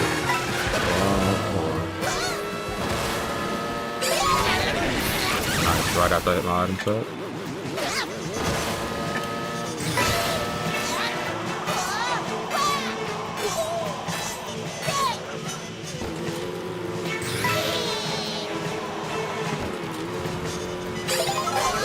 From the DS.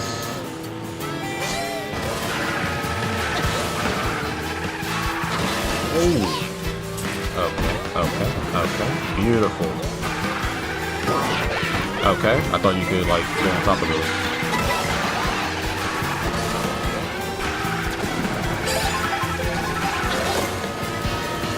Kobe.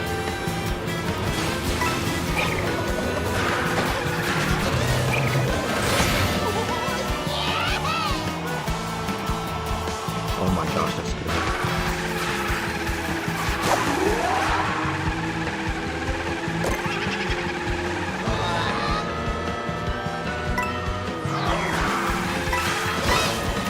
Yes, sir.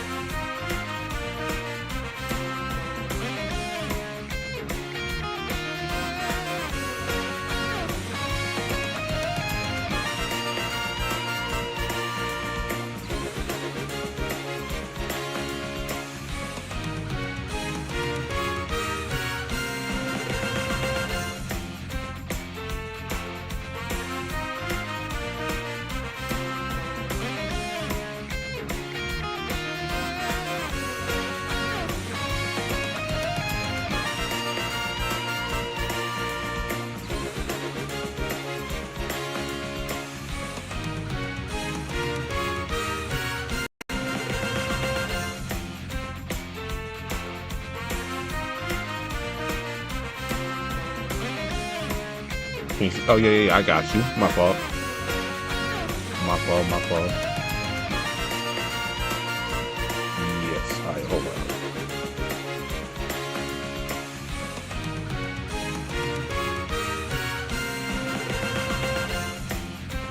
I can't do anything. Oh, now I can hear.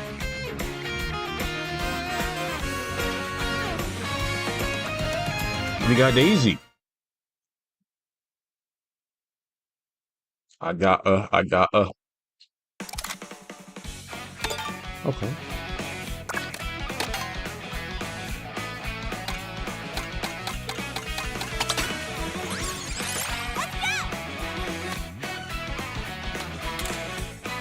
Bonefish.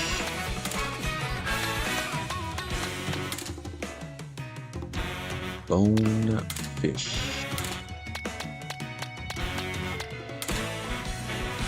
I don't see the silhouettes. But I don't think he was on here either. I think he just popped up.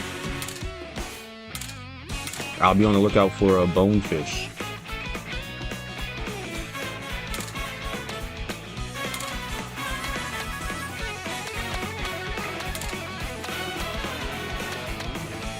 Is that heavy?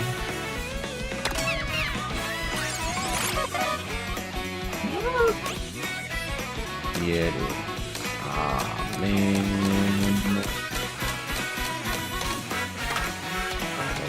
Hold on. Cheap. Snowman. He doesn't have these characters with no hands.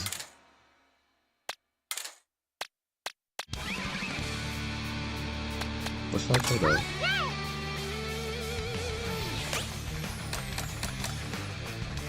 Oh yeah.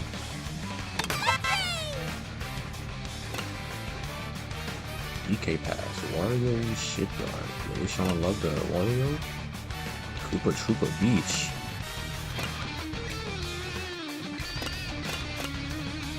Yeah, bro. Yeah, like I said, I don't see a Rainbow Road on there, but you know.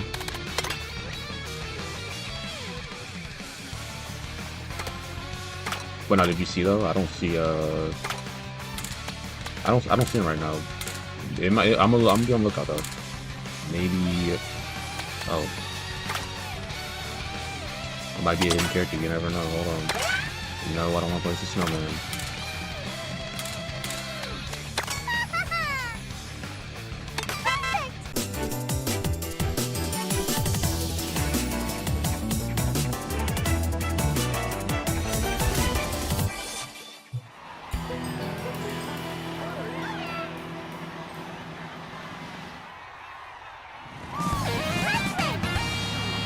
Alrighty. Wait a minute.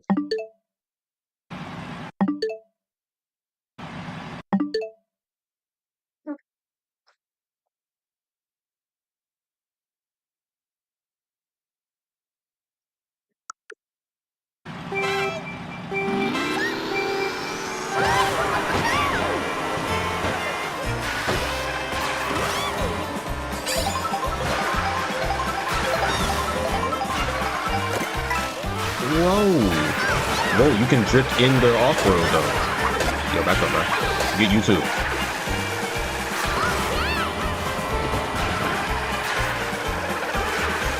Nah, I ain't gonna lie. This is, as I was saying that, nah, I ain't gonna lie, I like this vehicle a lot though. Like, you know, I fell off right there. Can you still turn yourself? Hops? Oh, no, I like that trick a lot. Yeah, bro, I feel like I can just turn. I'm turning on this road.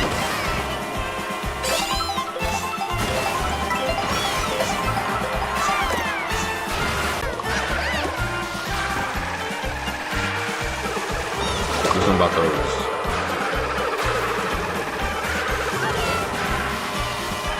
Yeah, I ain't gonna lie, I do like that. You can drift in and off road. I got a mushroom.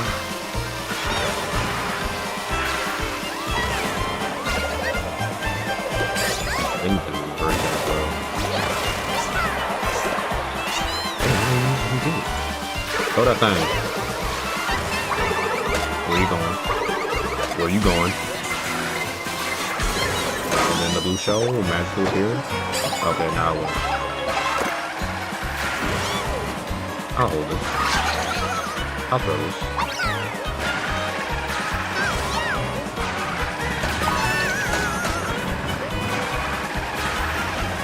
Am I getting briefed by the CPU? Ooh.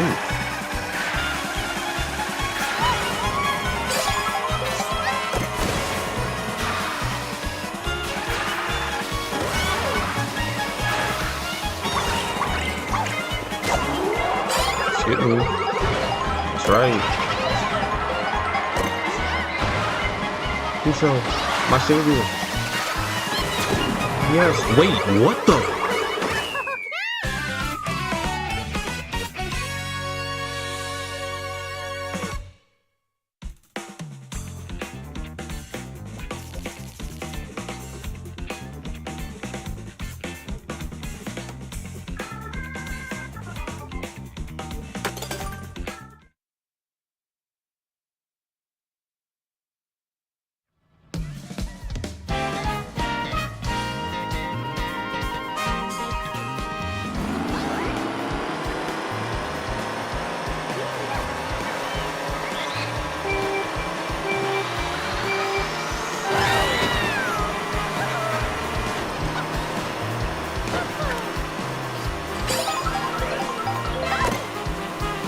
things are moving.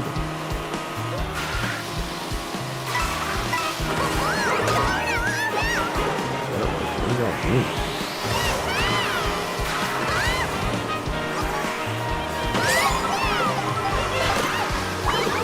I thought there was gonna be more than mushrooms. So why would y'all give me more? Oh, 12 does not last anymore. I was forgetting.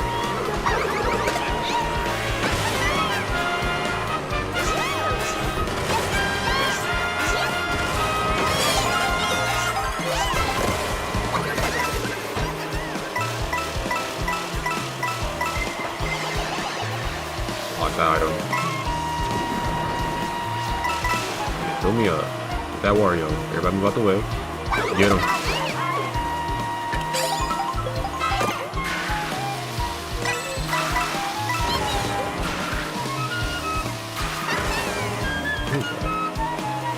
Who's that?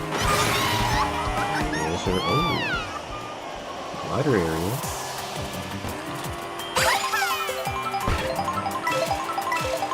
Alright.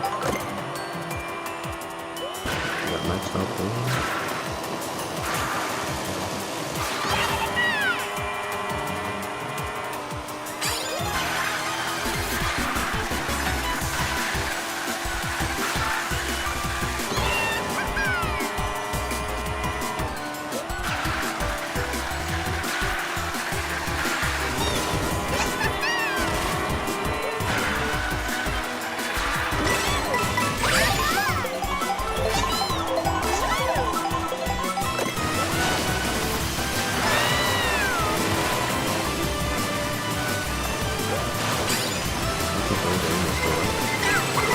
I keep forgetting.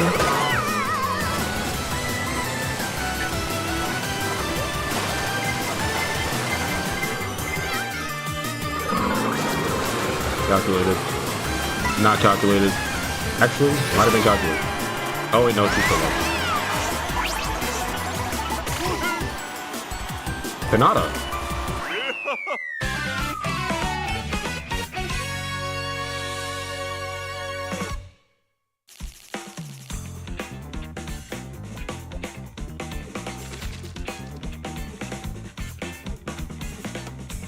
Oh, maybe that's free roll.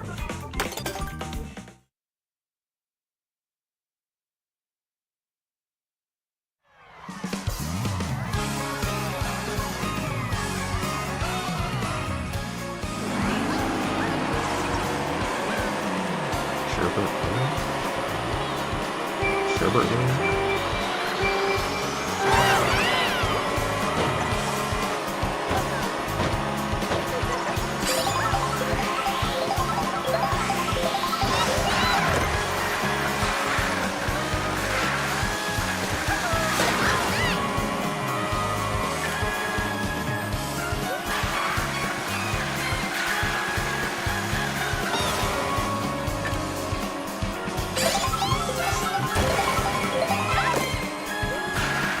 Like, why does it do that?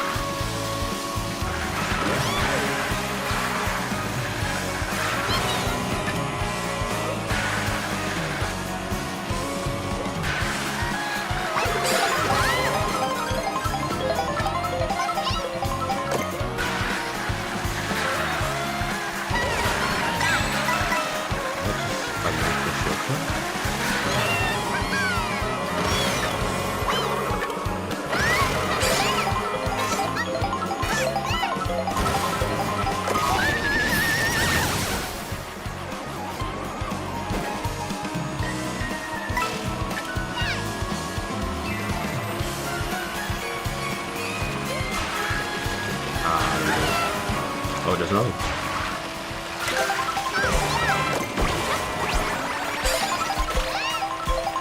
Oh. Okay, now see if it's not transformed on the Wii store.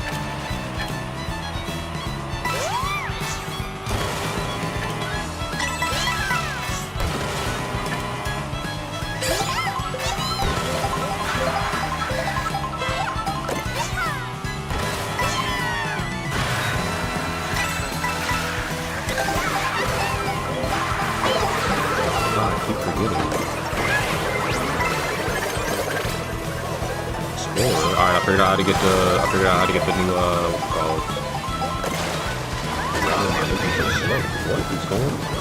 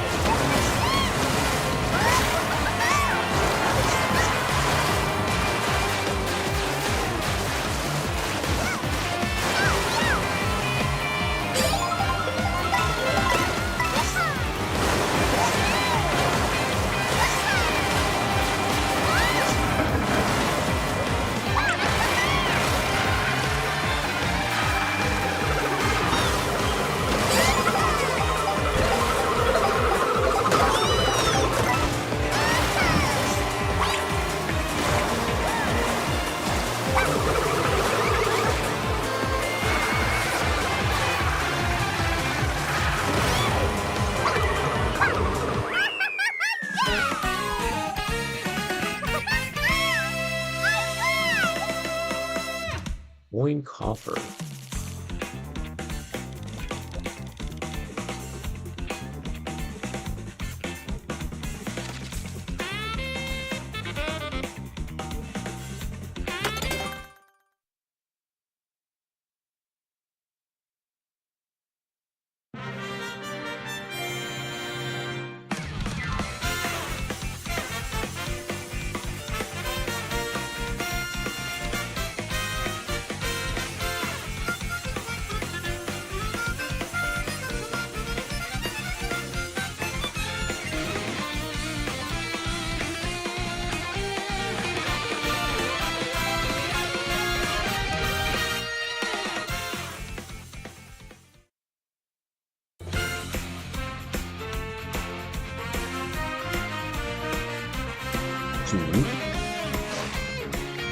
Rosalena?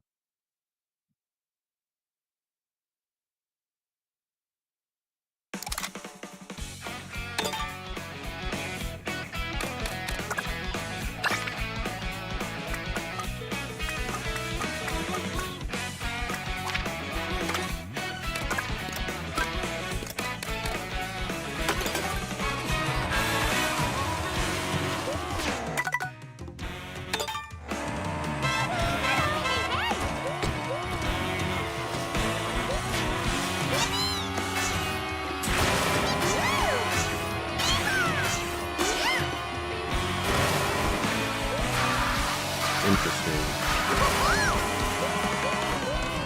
Is there like a map or anything? Ah.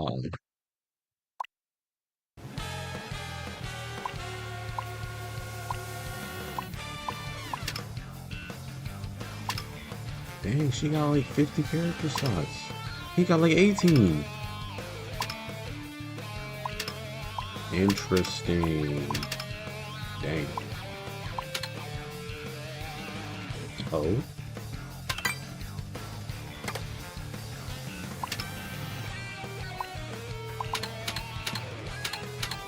Oh, hold on.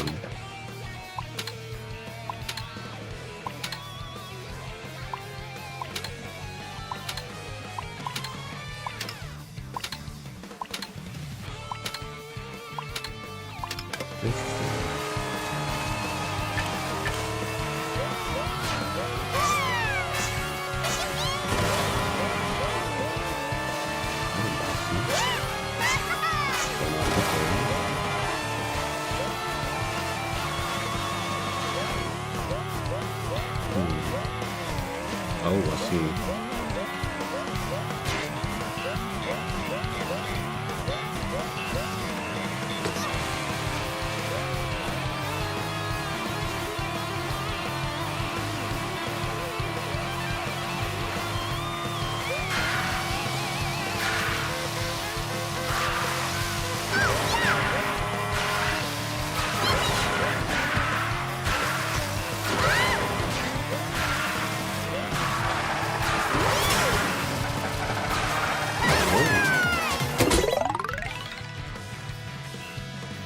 missions.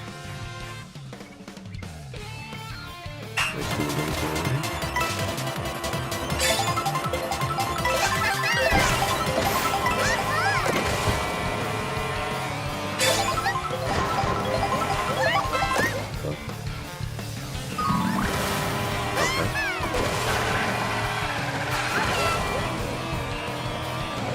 Or did I just fail it? Oh, it's teaching shortcuts. I think. Give me. That's probably why they gave us a mushroom right there. Oh, you see that tech right there?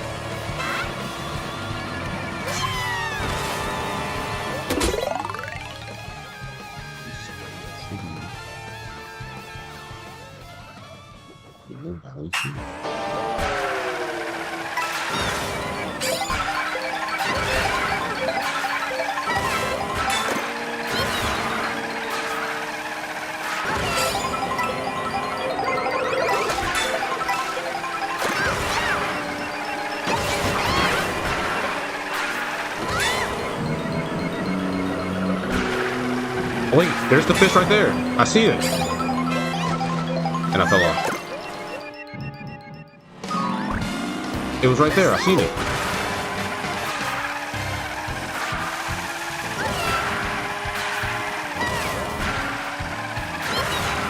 Oh. No. Alright, cool. I'll scroll over there.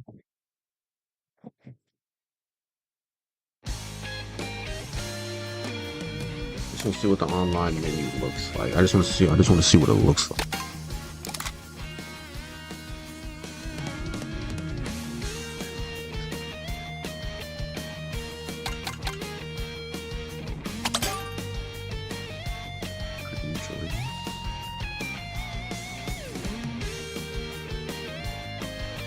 Jumping with void and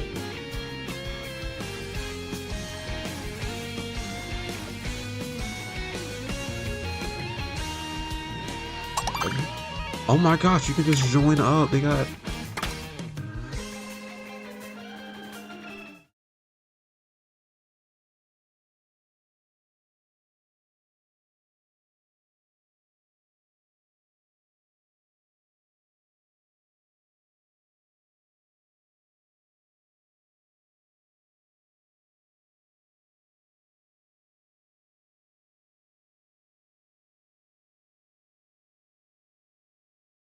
oh, he's playing a Riz Robe in the EE.